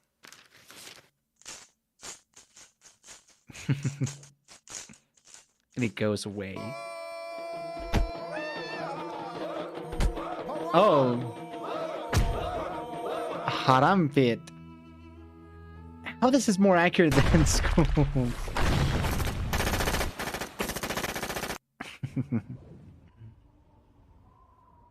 I found out the majority of the Turkish population is a mixed peoples that inhabited Anatolia.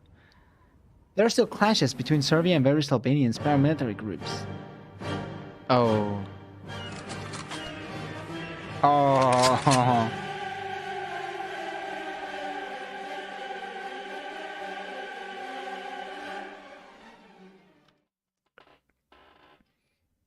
All right. Well, let's move on. Let's continue. What countries are you all from anyway? Yeah, let's put in our country. So hey, yeah, yikes! I know, right? It was it was all pretty funny until that part. It was like, jeez, like all right, I'm like, ugh. So yeah, you know, I'm from Mexico, and yeah, that's it. That's it. I'm just from Mexico. Germany, USA, yes. America's hat. Serbia, Quebec, Canada. I like how you put Quebec first. Yeah, that's nice. That's wholesome. USA, United States. Oh shit, I didn't realize that we actually have a lot of Americans though. I always thought the majority were from Europe, but no, not realizing. I think most of you guys are from the USA. Which, by the way, going to Miami this Saturday. So I was saying that at the beginning of the stream, but if you maybe I could record a few things. I don't know, maybe like a blog or something, just so we have a video. Because I'm not gonna be able to take my PC, obviously. There is clearly a sizable demographic in Western countries that is willing to behave in a manner that makes no sense through its motivations except for conscious suicide. The easiest and most flagrant. I live in Miami. Oh shit, that's nice, bro. Croatia, UK, Essex, England in that order. Oh, Essex, England, UK in that order. Nice. Of Western civilization say they despise everything that forms the West's identity, whether Christianity, capitalism, white people. Wait, what? This was made by the biggest government-owned museum in America, the Smithsonian, and it's something that has to do with white culture. Oh god. Miami is in Florida, right? Yeah, Miami is in Florida. It's like the southern tip of Florida. Once you start with these people literally saying what their goals are, it almost seems silly to keep on making arguments, and I can just stop here. If we push even further, these people want to dismantle every social structure that makes sure society functions in the first place. Take the family, marriage, teacher-student relations, employer-employee relations, the balance between the sexes, loyalty to tribe, and even believing in having good and evil and a moral structure. And once you remove stuff like that, you just get total chaos. There's a reason that every single one of the societies in history believes in those things. It's because if you remove them, we all die. If we look at their actions, we see it's driven by a hatred of themselves that doesn't have much else. Look at immigration or diversity, in which there's no discussion of the pros and cons of these topics, like whether the culture or skill level of the immigrants matches the society involved. Just, we need to make white people less powerful and make sure there are less white people in our society. One of the things that annoys the hell out of me. Oh, okay, gotcha. There's a big difference between thinking about the world as an open-ended goal in of itself. When I was a child, I thought that Florida was in Brazil. At home. I try to do the first as much as I possibly Sorry about the volume, guys. This is why I have many political positions, like supporting gay marriage, government healthcare, abortion, immigration under most circumstances, and stuff that's often weird for a right-winger, since I look at each of these issues independently and then come to a different conclusion based off that issue.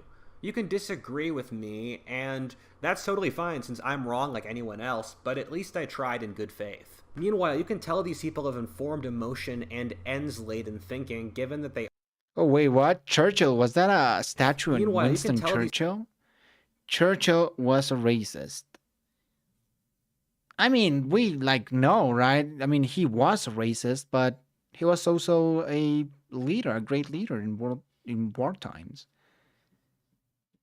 I mean, I don't agree with some of the attitudes of these people, but All These right. people have informed emotion and ends-laden thinking, given that they always end up with the conclusion of white people bad, no matter what logic chain McDonald, they reach to reach the Lincoln, endpoint of oh. white people bad. Having a logic chain for an argument doesn't suggest that that logic chain is correct, but these people go through various loopholes to produce the argument that white people are bad, and openly even throw the idea of logical arguments out the window, and say they are doing this to produce the end argument of white people bad. I mean, the examples are too numerous. Yo, that's a great point. He was a racist, but he saved the UK from a much worse racist. Hey, that is true. That is actually true, though. So, hey, can you blame the guy? Give him a rest. Jesus. As a man with grandparents from 4 different nations and 3 continents, you ain't gonna tell me, mate. Even though Churchill did bad things, he also did a lot of good things and was better than H-Man. Oh, yeah, absolutely. H-Man was a lot worse, so, you know, hey, it was the times, bro. To go through. If a Western country does something, it has massive scrutiny. And that happened. A gang of British guys stood around Churchill's statue and started fighting people who were trying to vandalize it. I guess that's... I'm not going to say that's good, but that's better, definitely, than just vandalizing the statue of Churchill, you know? Israel does something evil, colonist state, Zionism, apartheid. Iran and Saudi Arabia do something much worse. Well, you know, they have a different culture. But if a non-Western country does something, honestly, if you're not Indian, you ain't got a lot to complain about Churchill. Yeah, right. Pick examples of Western countries at their worst across history, and then cherry pick examples of non-Western countries at their best. We treat lessening the whiteness of a group as a moral good in of itself for no other reason. We treat... I mean, this topic is kind of weird. White as boring and cringe, totally ignoring that the modern West is the most successful society in history. Is that what people think? White is boring and cringe? Well, I mean, America, bro. I don't know. By almost any metric. This is like very American. This is a wonderful chart someone made out how every single action... Okay, wait. If a white person moves out, white flight, racism. Moves in, gentrification, racism. Sees color, racism. Doesn't see color, ignoring racism, racism.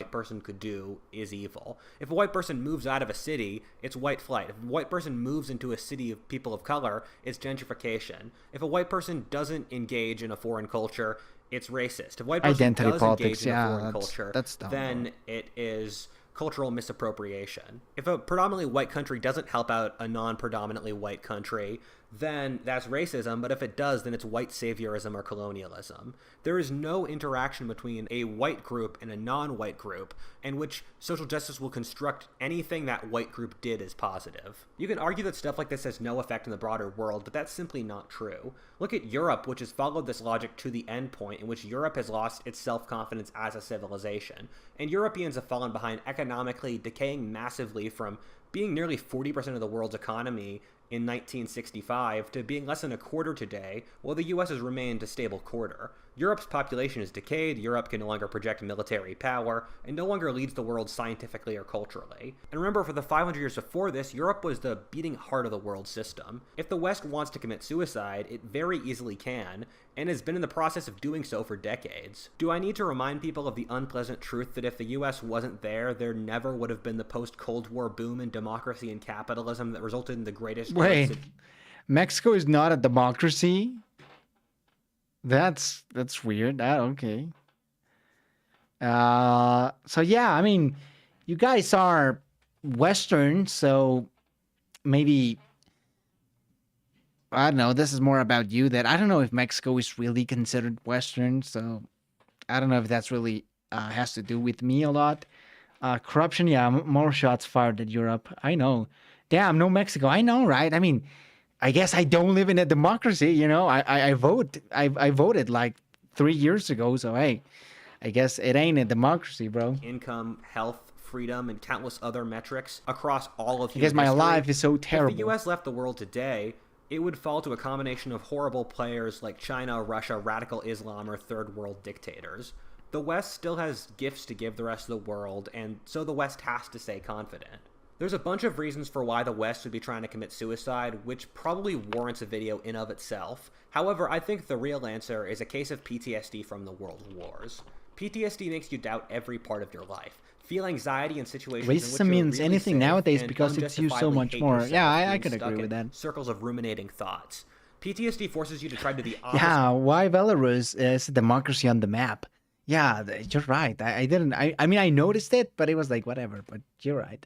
Western seems so broad of a term. I hate it. Who are you talking about? The Estonians or the New Zealand? Instead of whatever your trauma was, while at the same time forcing you to relive that trauma every second of your life to work through it. The logic of what the West is doing now only makes sense through the logic of a group trauma. It was 1990. It'd reaction with probably be PTSD different now. of how Yeah, awful the world maybe. wars were, with a special emphasis on the trenches of World War I and the Holocaust as traumatic memories. To understand how the modern bourgeois left acts, you can just shove into the computer, do the opposite of what the nations that fought the world wars did. Is the government still fighting the drug cartels? Kind of. I mean, not officially like as a war, but yeah, of course they do have clashes with them every day. Honestly, I and don't you'd know. get the exact results of how the modern When you live in Mexico City, you're very isolated from that. So I can't tell you I've experienced it. I've never experienced. I've lived a very cushy life. I live in Mexico City, right? I am who I am, so like it doesn't really matter. But I guess a lot of people do struggle with that every day, And when I hear stories from people from other states, especially like the dangerous states, it gets really bad. So left yeah. acts. Number 5. Mexico is a Can we not democracy, in my handle opinion. Darwinism? Nietzsche Yeah. in the mid-19th century wrote Oh, wait, the what? death of... Number 5. Can we not handle Darwinism? Nietzsche in the mid-19th century wrote the death of God had already occurred, but that man had not yet realized it. In Nietzsche's allegory, a man runs through a town saying God is dead and that they killed him, and everyone calls him a madman. Yet he is the only one who realizes the truth, and in turn, over the next 2 generations, they will see their whole world collapse with the death of God that seems so quiet and obscure God is dead, Nietzsche, 1883. Nietzsche is dead, God, 1900. when it happened. In our world, we've already seen the death of God, and the Oh, resulting here's rise of H-Man again, ideologies that killed dude. tens of Come millions, on. such as communism and fascism. However, I think the event that's as big as the death of God, and is probably a big part of what Nietzsche was talking about here, was the rise of Darwinism, which I believe is the big philosophic question of our era, and the elephant in the room that all modern ideologies try to ignore. Darwinism is so compelling and yet so true. Once you see it, you cannot unsee it, and it influences every aspect of how you view the world. Like you that- see oh. Darwinistic survival of the fittest and how nations fight each other, or when guys and girls go on dates, and when you look at the fossil record at dinosaurs and mammoths. Darwinism is one of those beautiful theories ever made in its raw simplicity, and Like yet, the from survival that of the simplicity, how much strongest? of existence it can explain. I mean, one of my favorite books of all time is an examination of human history through the lens of Darwinism, and it explains damn near everything. The thing is that everyone reasonable today acknowledges the truth of Darwinism, but the main pillars of our society today are founded upon ideological views that basically do everything they can to ignore Darwinism. Darwinism is almost H-Man like demonetized. money, Oh, envy, yeah, and that's sex, probably gonna be in that demonetized. It's so real that people will acknowledge its existence in abstract and then do everything they can to ignore what its actual effects in the world are. Look at the 2 dominant ideologies to have survived the humanist wars of religion in the 20th century. Liberalism, which puts the individual at the center of the world, and leftism, which is about fighting oppressive hierarchies, and the 2 have kinda congealed to form the current dominant ideology of the Western chattering classes. Both of these, in effect, openly can't deal with the logical endpoints that Darwinism posits. I mean, a lot of the points of ideological unity upon which our society is built, and which it is taboo to question, are things relating to Darwinism and its underlying logic. One example being the issues we've talked about before in the previous videos in these series about the modern West is its inability to deal with the reality of competition in the world. How not all cultures in the world can be equal by definition. Tsar some win Nicholas. and others lose. Nick Likewise, how II. humans cannot be equal in all qualities, or that war seems by all accounts to be necessary, and pacifism just doesn't work. Modern Western society seems terrified of reaching the conclusion that's obvious from Darwinism, that competition is necessary. You can't talk to people in the chattering classes and say obvious things like that the police stop crimes, or that you need a strong military to defeat opponents, or that the successful in systems like capitalism or successful countries have something going for them. If you hold that Darwinism is correct, you cannot come to the precepts that modern society holds so dearly, that competition is unnecessary and that everyone is equal. For both leftism and liberalism, we start with conclusions that go directly against Darwinistic logic. Liberalism today has reached the conclusion that individual choice is all that matters, saying that if you choose to be a certain gender or live in a certain country, the world should conform to your desires. However, ignoring that survival is the most important thing Darwinistically. Survival must happen through cooperation in human society, and the individual really doesn't Work matter pays much America. Darwinistically. Meanwhile, the modern left is the opposite of Darwinism. The modern left believes that we will build a transnational, peaceful world order built on cooperation, that all people are inherently equal and are trained to be... This really reminds me of something else, you know? All right, let's watch it. I mean, if we're already offended, right, like we've all stated before.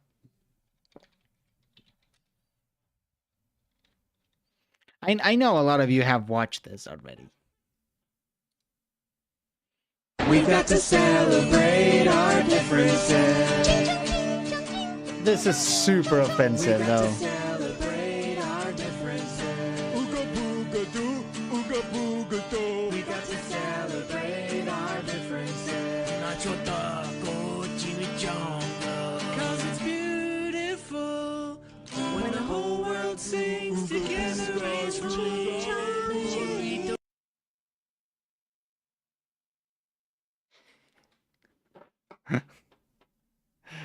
Yikes. All right. Well, we needed a big yikes. So dumb. I cringed. Oh, yeah, it's so cringy, though. But it really reminded me, you know, this picture reminded me of that. I don't know, my sick mind. I am in Canada right now. I am a roommate with a Mexican. Hello, Gustav. How are you, man? Based nacho taco. Yikes. My eyes. Yeah, that was bad. That was really bad, man. If you're a roommate with a Mexican, that's cool, bro. Do not show him this video. Taco, chimichanga. Gosh, I guess that's gonna be my language now. I mean, the stream is gonna be followed in that language, you know. That's funny. Not gonna lie, that's a good joke. Yeah, it was like cringy funny, you know. Society, that the powerful inherently oppressive and corrupt and bad, and the oppressed rising up to defeat them is all we need to reach utopia, and that through education and socialization we can transcend to our utopian goals, which is basically the opposite of a worldview posited by Darwinistic science. Likewise, the idea of gender identity, people not naturally caring about ethnicity or ignoring biological and Darwinistic categories, is really strange for people who claim to be the science, even though their beliefs are built on things that are really the opposite of science. To be fair, a significant Darwinistic categories. Huh. That's an interesting term. All right. Tacos are great though. And not just as a slang for women's, you know, were. Yeah, both tacos are pretty good, I would say. That's fine, not gonna lie. Please say me that's not a serious thing, the video. I don't think it's real, but it very well could be, you know? I hope not. My sister showed me and the Mexico part made me laugh because my family eats tacos most of the time, and we're living up to the stereotype in a good way. Yeah, I also laughed a lot when I saw it. You know, not gonna lie. For everyone who was the most based historical person, Oh, that's a controversial. Well, I mean, I don't know.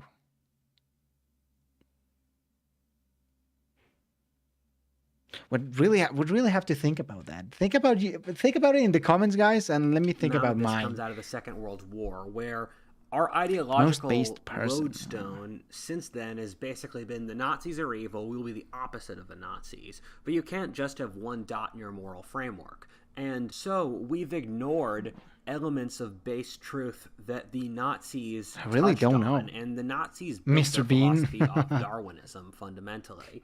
And Darwinism is true, but we need to develop a way to incorporate Darwinistic ideology in a way that isn't as... There are basically the truths of Darwinism that we need to spread our genes and that only the strong survive. That competition is necessary, and if you cannot protect yourself as a society, no one will. We need to... Okay, evil, as the Nazis were.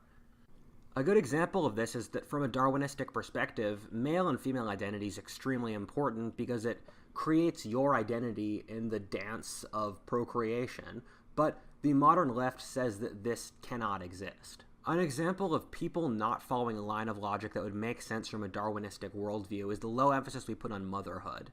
In the modern world, being a mother or parent is the most boring and lowest thing a person can do. If a young woman is given a choice between being an artist and a mother, society will tell her to be an artist in half a second. However, from a Darwinistic standpoint, if we follow that philosophy's logic chain, it would place breeding and parents as the James is most the most important element in society, biased. thus flipping the assumptions modern society has on it. He makes me laugh when I watch However, his the problem we movies. run into here is that we really do not want to follow the assumptions of Darwinistic logic. If we were to, we would transform our society Again, Mr. H, what the hell, dude? into an aggressive, competitive, naturalistic place Volks where the role of the sex is basically to scoffed? breed as No, much I as don't know possible what you in their pronounce it. place. The thing I is that mean, humans can scoffed. do that, but it's not what makes us happy. Most religions say that humans are I mean, I'm not gonna lie though. Look, okay. It's kind of weird that he's talking about the family and motherhood, right, and all of that. You know, it's good, I guess. And then he shows this picture, you know. Again, kind of weird. I don't know what's going on with Whaitifalthist, but sometimes he kind of sends some very strange mixed messages. You know, humans can do that, but it's not. as a what makes Christian, us I'm happy. obligated to say that Most Jesus religions is say the that humans most are somewhere based. between the beast and Kind the of sus, I angels. know, In right? other words, the fact that we realize that we don't Sussy, just yeah. have to live lives of Sus fucking, behavior. sleeping, and dying means that we are meant for more. Women are worth more than just vessels to have children. The state doesn't have to screw over people of different ethnic groups. We're genetically wired to want to eat sugar all the time, but our minds allow us to control that desire so that we can be healthy. Whaitifalthist videos are difficult Many to people have digest. happily lived lives as monks or religious figures in virginity. How are you gonna which make all other seems Christians deeply look opposed bad? to what their Darwinistic wiring would say. We're not slavishly beholden to our biology in every single regard. Except at the same time, we are. When you ignore biological realities or the beast that attaches ourselves to the angel that the modern world so desperately tries to ignore, it comes back to bite us. Just look at the sexual liberation movement as an example, which was created to make sex freer in a pretty naive attitude, but the truth was that taking away millennia of social controls on something as powerful as sex just resulted in getting the worst possible option. Alternately, when people created the internet, they thought that it would be a truly liberating experience, but removing all of the pre-existing social structure around communication just let people Whoa. be really shitty on the internet. Modern sex is not done in a healthy way, and that most women sleep with a small group of guys who normally don't feel fulfilled by all that sex. The girls never get the relationships or emotional intimacy they want, since they're all interchangeable for the chads, while most guys have very little sex. What is he talking about? Yeah, a lot of this sounding like Jordan Peterson essay. Yeah, why did he use the word chads? Do you guys think that Whaitifalthist sleeps with a lot of women? Probably not, right? So I don't know. This is very sus, you know. This is okay. Let's hear this again a little bit.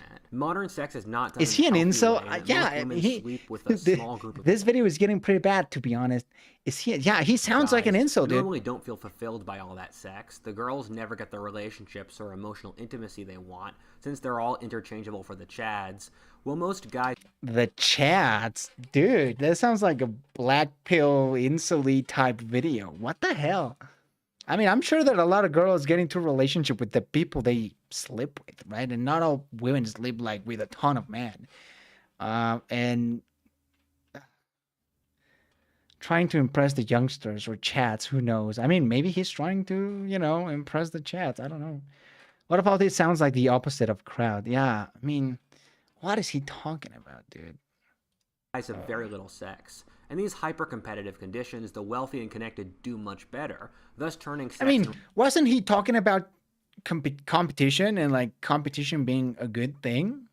relationships into a more materialistic and formulaic thing, and thus depressing exercise that no one wants. People don't form intimate relationships and encourages And the guy you like starts showing fuckboy being a symptoms. psycho and ghosting that further destroys anyone's faith in humanity, which means the total amount of sex collapses. People never meet partners of the right social group, and so people don't get married and have kids, so the population growth rate collapses. I mean, I often think of nightclubs in which honestly, people very rarely get laid. No one enjoys the music, no one meets good quality partners, and people blow ludicrous amounts of money since you don't make good social regulations on something as powerful as sex. You end up with a horrifying arms race that ends up in a really nasty place. The end point of naively looking for free love is ending up with the worst possible Darwinistic sex regulations. You find similar results in stuff where liberalism and leftism try to treat people as kind blank slates, but once you don't account for the Darwinistic realities of the world, everything comes tumbling down. This is the case in economic regulation, where leftists put government bureaucrats in charge of positions and assume they're good people, but in reality the incentives allow them to be corrupt and massive mismanagement. Number 6, is the Garden of Eden legit? Yeah, yikes, that was tough, brother. I mean, holy crap, that was the closest thing I've seen to an incel video in a long time.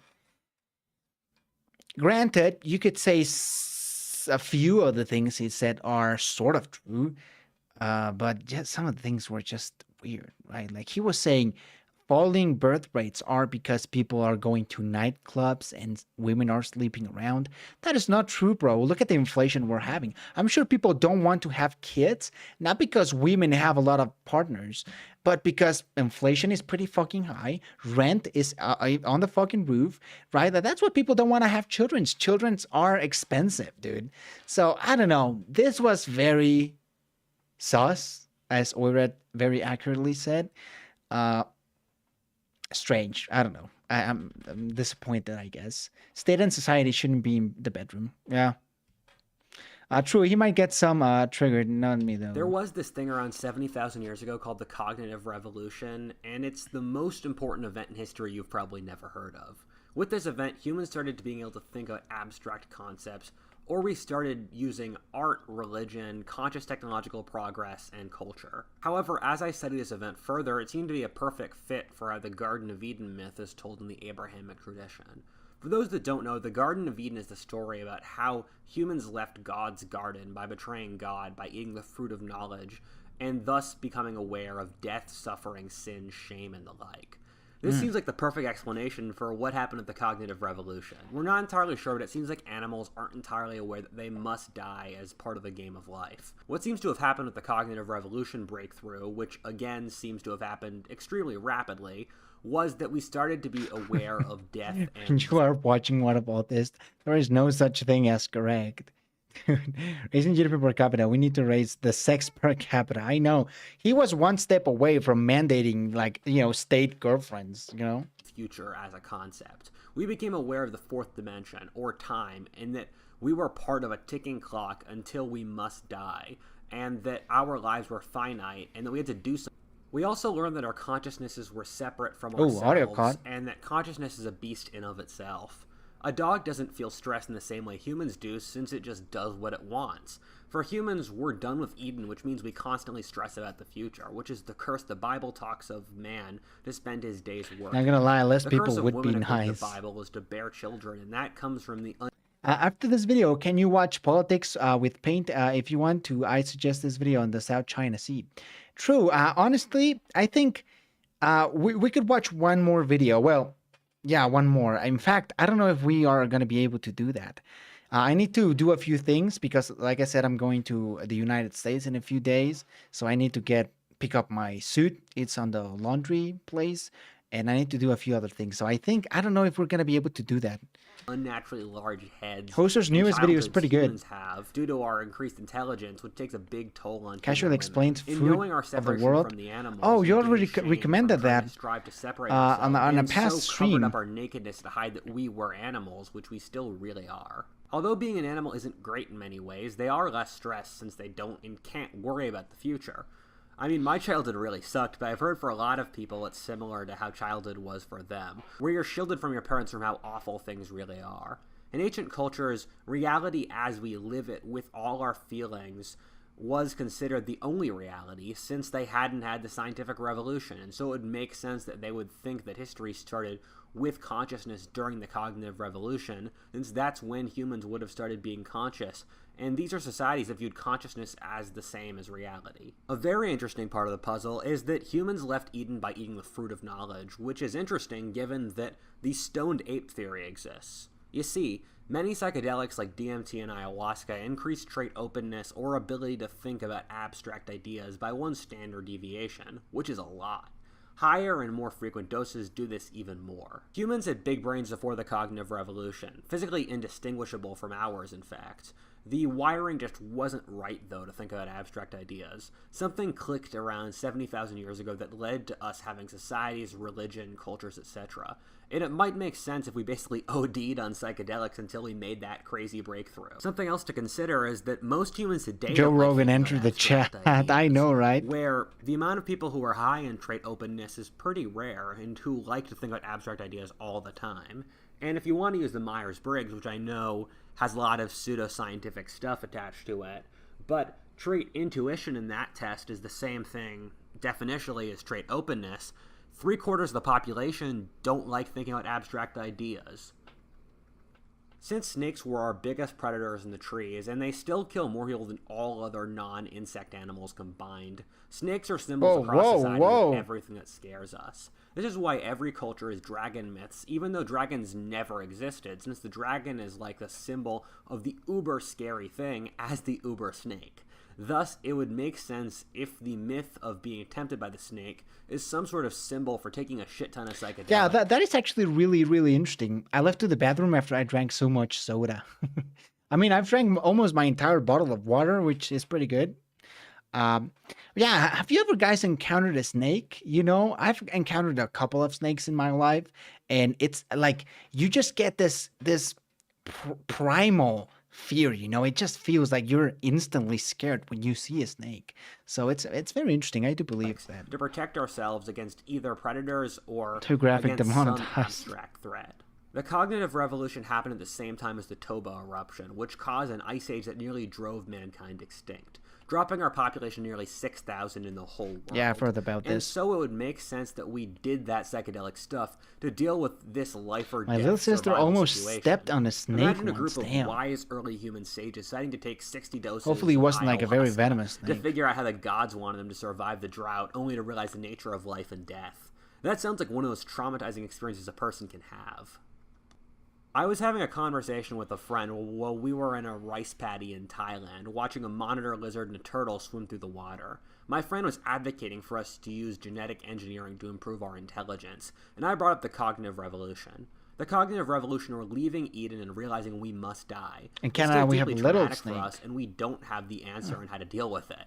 My friend pointed at the turtle and said, "Do you want to be dumb like that thing, just chilling?" And I said, "At least the turtle had the peace of mind, and I'm not sure if it's equipped to deal with the world it lives in. Isn't it better just to let sleeping dogs lie?" I'm worried that with advances in genetic engineering, we might be on the verge of another cognitive revolution. The thing that worries me is there are whole things that we're just incapable of comprehending since our minds aren't designed for it. I remember when I was 5, and I thought that I never slept because I wasn't conscious of sleeping, and if you're not conscious of something, it never happened. That's normal for kids in that age group.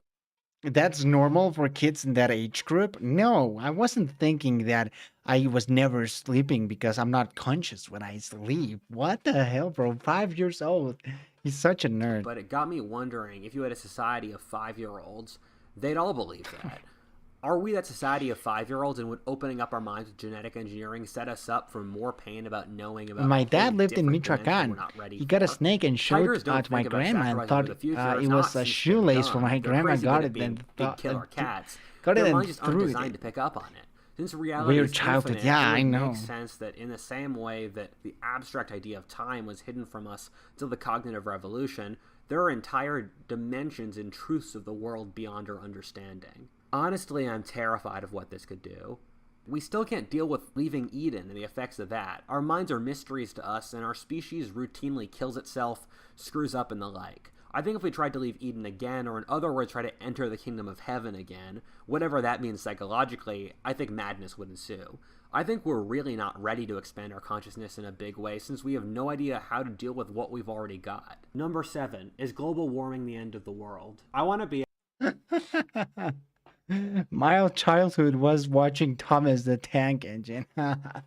Same. I actually was a huge fan of the out show. and plain here and say I'm not a scientist, and this is Wait, a what? field where I'm the world. I want to be out and deal with what we've already got. Number 7, Is global warming the end of the world? Oh, Jesus. is global warming the end of the world? I want to be out and plain here and say I'm not a scientist, and this is a field where I'm overwhelmingly humbled. I try to keep away from the climate and science since as a person... Are you sure? Are you sure that's the only field where you are overwhelmingly humbled? I don't know, bro. I mean, I would argue another field. History. I've learned that the Mine was difference Barney in the understanding Dinosaur. and Same, reading a Thomas the fair Tank amount in the Engine. topic and reading a Me tremendous too. amount in the topic is enormous. He was based, There's though. lots of things like how we Thomas the view Tank Engine was prehistory, the class ancient back in Greeks, the or day. Middle Ages. Yeah.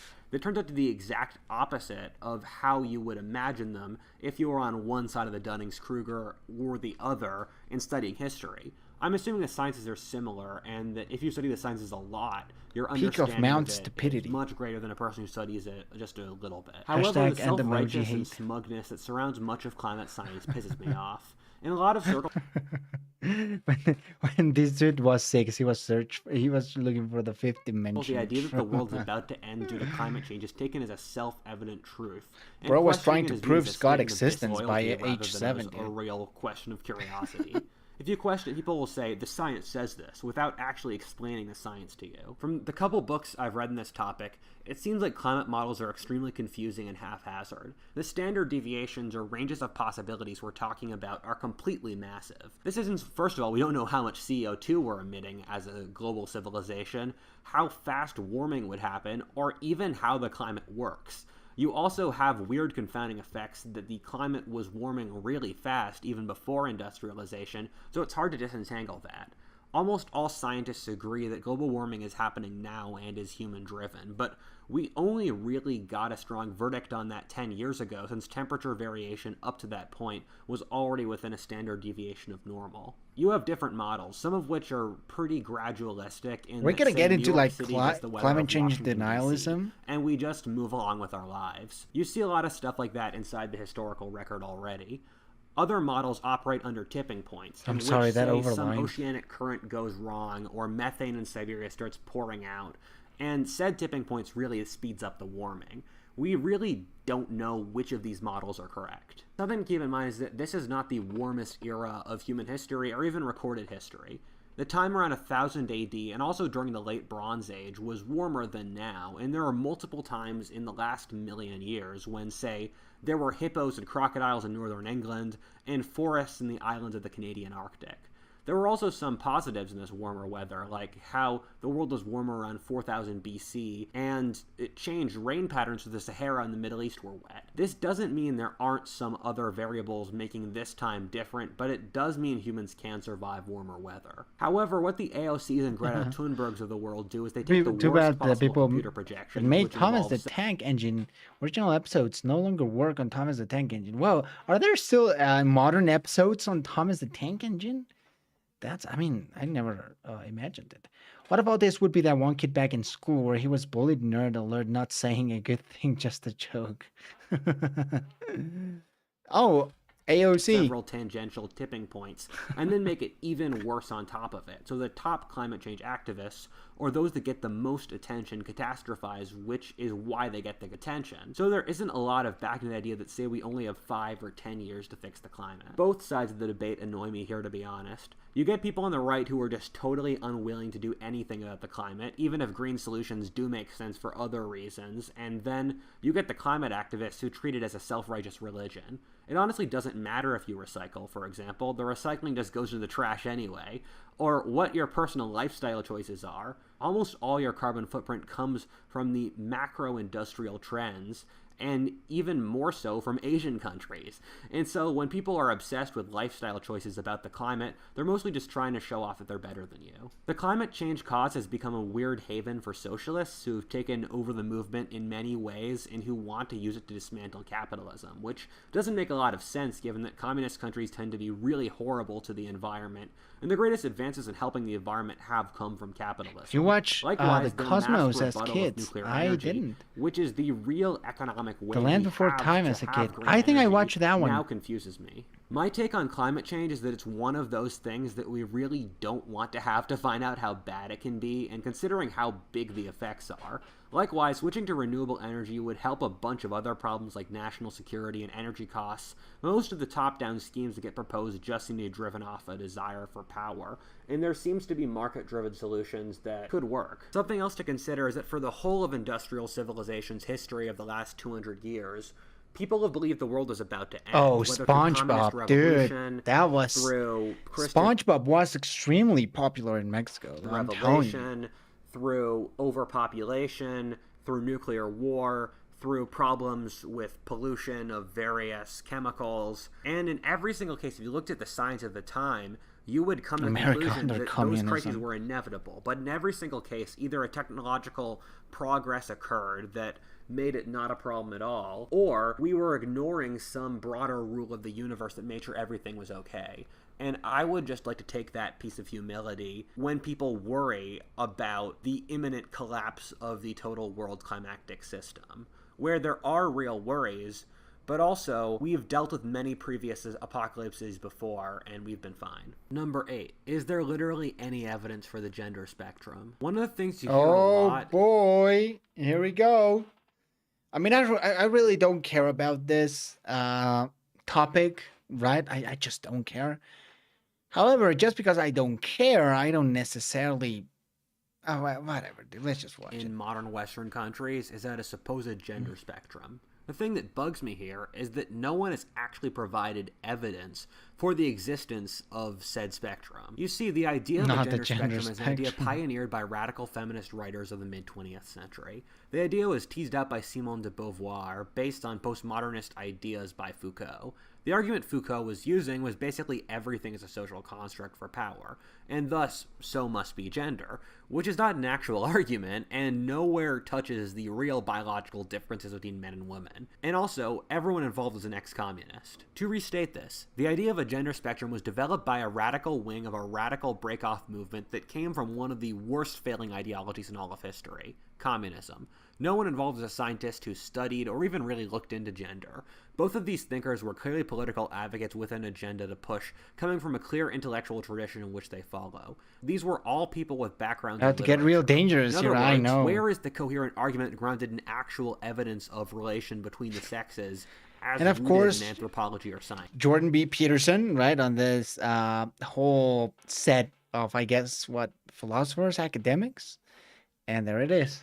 This was later expanded into queer theory. The way queer theory works is that basically you can salami slice anything. I almost fell out my chair. To make it appear as if it really doesn't exist. What queer analysis is a literary analysis to look at how the powerful construct culture to their benefit. Again, I like to establish this is a literary school with no connection to actual biology or experimental results or a study of human history. Basically, they try to break down the contradictions of a message to show how it's a lie. This is a school of analysis that only really makes sense in a Marxist worldview built off power, given that most people do not view all of human culture as a conspiracy by the powerful to oppress people. Queer analysis also has no space for opposing arguments, since it says that if you are opposing its logical structure, you are part of the oppressive ruling culture. Queer theory says that since it can criticize gender, gender does not exist. Queer theory is the origin of saying there are 60 genders, something which has no parallel in history and no real scientific justification. However, the existence of these various gender identities is not to be questioned. The way scientific thinking works is to rip an argument apart until you hit... I mean, who cares about this? Like, who gives a shit, bro? Like, most of us identify as men and women, right? Like, I guess most of you guys are dudes. I'm a dude, right? Like, it's only like 2% of people that identify it as, and I don't think it's like harmful, right? And again, I just haven't looked into this because I really don't care, so I don't know. Its empirical basis that cannot be taken away because it just sticks to the evidence. However, this is the opposite, in which someone makes a bad faith argument that there are 60 genders. Gamers' rights to question the one true faith. Same, to be honest. Like, yeah. Just to restate this, their argument structure is that everyone else's argument is part of a conspiracy theory. Feminism cares a lot, I guess. I mean, depends on what kind of feminists, right? Because I have a lot of female friends that would consider themselves feminists, right? They go in Mexico. There was a huge abortion protest not so long ago, and I had many friends that would say they are feminist, and they went to that protest. I don't think they would necessarily fight like super hard for any of this, right? Like 67 genders and stuff. They wouldn't. So it's only like the very extreme feminist types that really defend this. Like, again, I don't know, maybe it's different in America, but by the ruling classes to destroy society. Attack and everyone helicopters else's argument arise. is deconstructible I'm an attack and helicopter. is filled with all these flaws and stuff. But if you question their argument and say their argument is filled with flaws, then pronouns you are part thing, of that yeah, that's power. dumb. So they are willing to like give that. all the criticism to everyone else, but at the same time have completely no way to take their own criticism. The way that the postmodernist logic that fed into this works is that all idea structures and narratives and power structures are inherently corrupt and used to gain more power. At the same time, for reasons that they do not explain, they are somehow immune to this, and they cannot be corrupted. This isn't something you can take lightly either, because the reason the top conservative... Oh, okay. I saw this. Okay, yeah. So, well, I don't know what's this person on the left. The Babylon Bee, Man of the Year. Okay, that's funny. But yeah, we had the whole Ellen/Elliot Page, Elliot Page situation with Jordan Peterson, who got a strike. So, by the way, YouTube, I'm not misgendering them. It's Elliot Page. But yeah, I mean, what about this really seems to have a thing for Jordan intellectuals Peterson, and media outlets like Jordan Peterson or the Babylon Bee have been banned from Twitter is just for making fun of the idea of a gender spectrum. So this is something that through their actions they hold to be a piece of great faith. What the science says is that there are two biological sexes which each have large amounts of variation inside them, but do have broad psychological differences. You have certain personality traits which have more male or female dominant traits like higher agreeability and neuroticism in women, and so you can have more, say, feminine men. However, there are broad differences where testosterone, of which men have much higher amounts than women, has large correlations with aggression, risk-taking, and creativity. On top of this is the much higher male interest in things and women. I mean, I don't know, bro.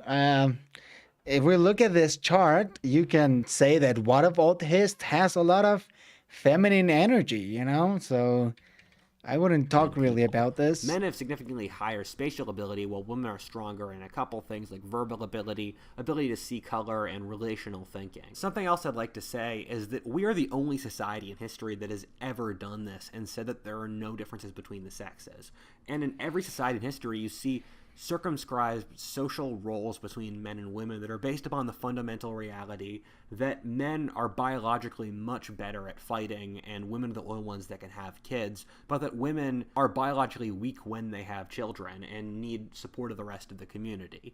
And in a lot of social justice circles, you'll see people saying, but what about third gender cultures among native peoples in Mexico, or among native Southeast Asians and all those things. Wait, what? That's more of a spiritual thing, where in those cultures you had shamans, where in the shamanic culture you can see people tap into their feminine psychology. A UK bank said that it would start using pronouns for its staff.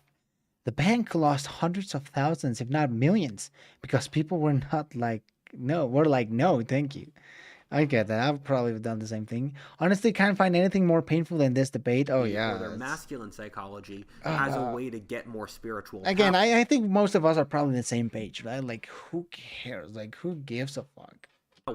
However, these shamanic norms didn't have broad effects upon the rest of This is society, very stupid, you know? who still had to have kids, and thus gender norms. Hey, were still fellow important. Mexicans. The need for men and women to breed is the ultimate statement of reality. Whoa. It doesn't get much realer that there are two kinds of people. We're on with different YouTube, my G. biological You can't abilities really be that need showing each other that. for the species to survive. Well, I don't know, However, man. I think the reason social justice so aggressively pushes for a gender spectrum Imagine if this wasn't the Vosh debate. Oh my God, brother. That would have been so painful, dude. Oh, that would have been so bad. Thank God they weren't talking about that. Oh, horrible. I'm even already though there's no getting the evidence cringe, you for know? it, is the reason religions often force their followers to accept irrational things. Almost all religions push for some irrational beliefs that force people to have suspension of disbelief. Blood of Jesus, In yeah. Christianity's case Whoa, for the baby. resurrection and It virgin says here on the birth. screen. And is On that YouTube, once but I'm you not get happy. people to agree to something that involves suspension of disbelief, it shows their loyalty to the cause, and they have to develop an emotional justification to protect their worldview. In social justice's case, once they can get people to believe there are 60 Yikes. genders, they can get the public to agree with anything, since they've already gotten people to accept their principles upon faith without logic already. I was once talking to a very wise YouTuber friend, and he said in problems like this, the real Hola, question for llegó 2 society horas tarde. Hola, isn't Paul, ¿cómo really estás? who's right, but what you're going to do about it. And my I agree. The personal take majority is, of people although don't I care, don't and find it's these small arguments to be that convincing, majority. I don't think we should be a society that forces people to follow a party line or Bro, Whaitifalthist has already done a few things that are, very questionable, But hey, he's probably gonna get banned anyway, so one day. Um, that talk with Vosh was a headache. Oh, brother, tell me about it. do Gosh, certain things. it was And stressful. I would It was say like if you can be really happy through changing your stressful. gender Oh God, identity, it was that's so horrible. amazing. Life's hard and I'm happy for you. At the same time, I don't see why we have to totally deconstruct the deepest, most primal part of our society, which is gender, for a group that's smaller than Salvadorian Americans as a percent of the population. I always try to revert to common sense whenever possible. Yeah. And I guess the common sense idea for me is you have to let people do what they want to do, yet at the same time, they have no right to tell the rest of society what to do. Whaitifalthist, and thanks for watching. If you enjoyed that video, please like, comment, subscribe, or stay tuned for additional content. Or alternatively, check out my Pillar, Pearl, or Patreon, and as always,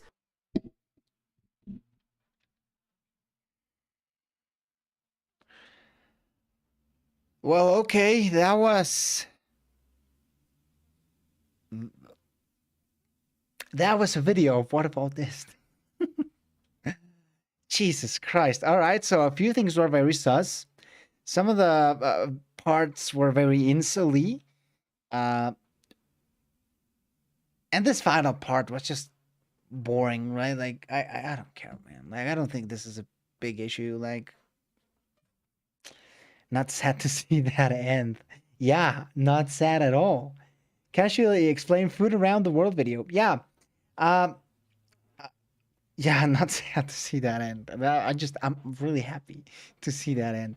So we're gonna have we can only watch one video, guys, because it's already a little late and I have to do a few things. So if the video is long, I don't think we could really watch it.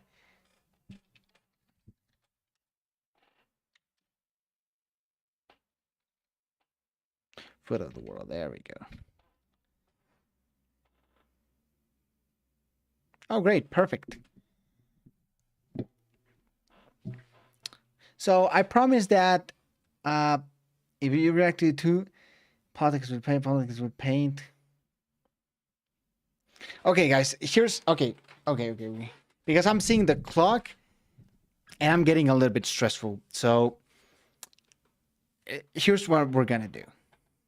And for the next stream, we're gonna watch both of these videos.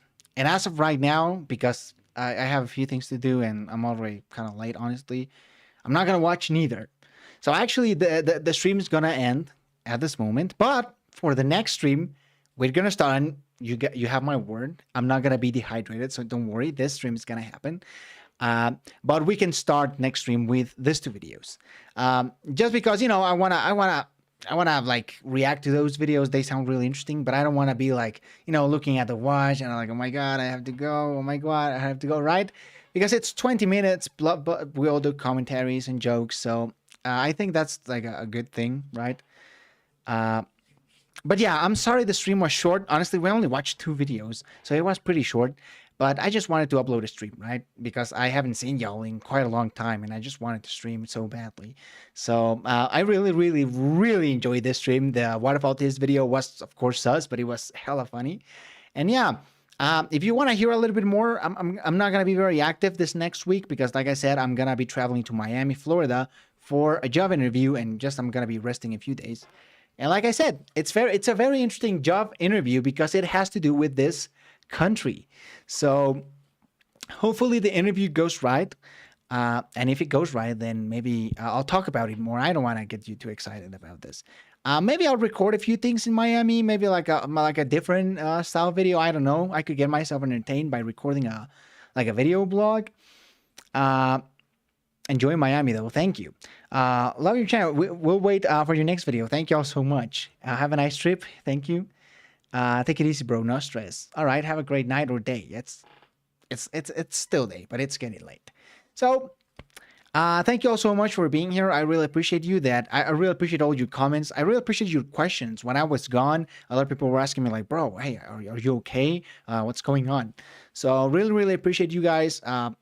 your comments, your questions, your likes, your you know, just being here on the stream. It makes y'all so different. It makes the stream so fun.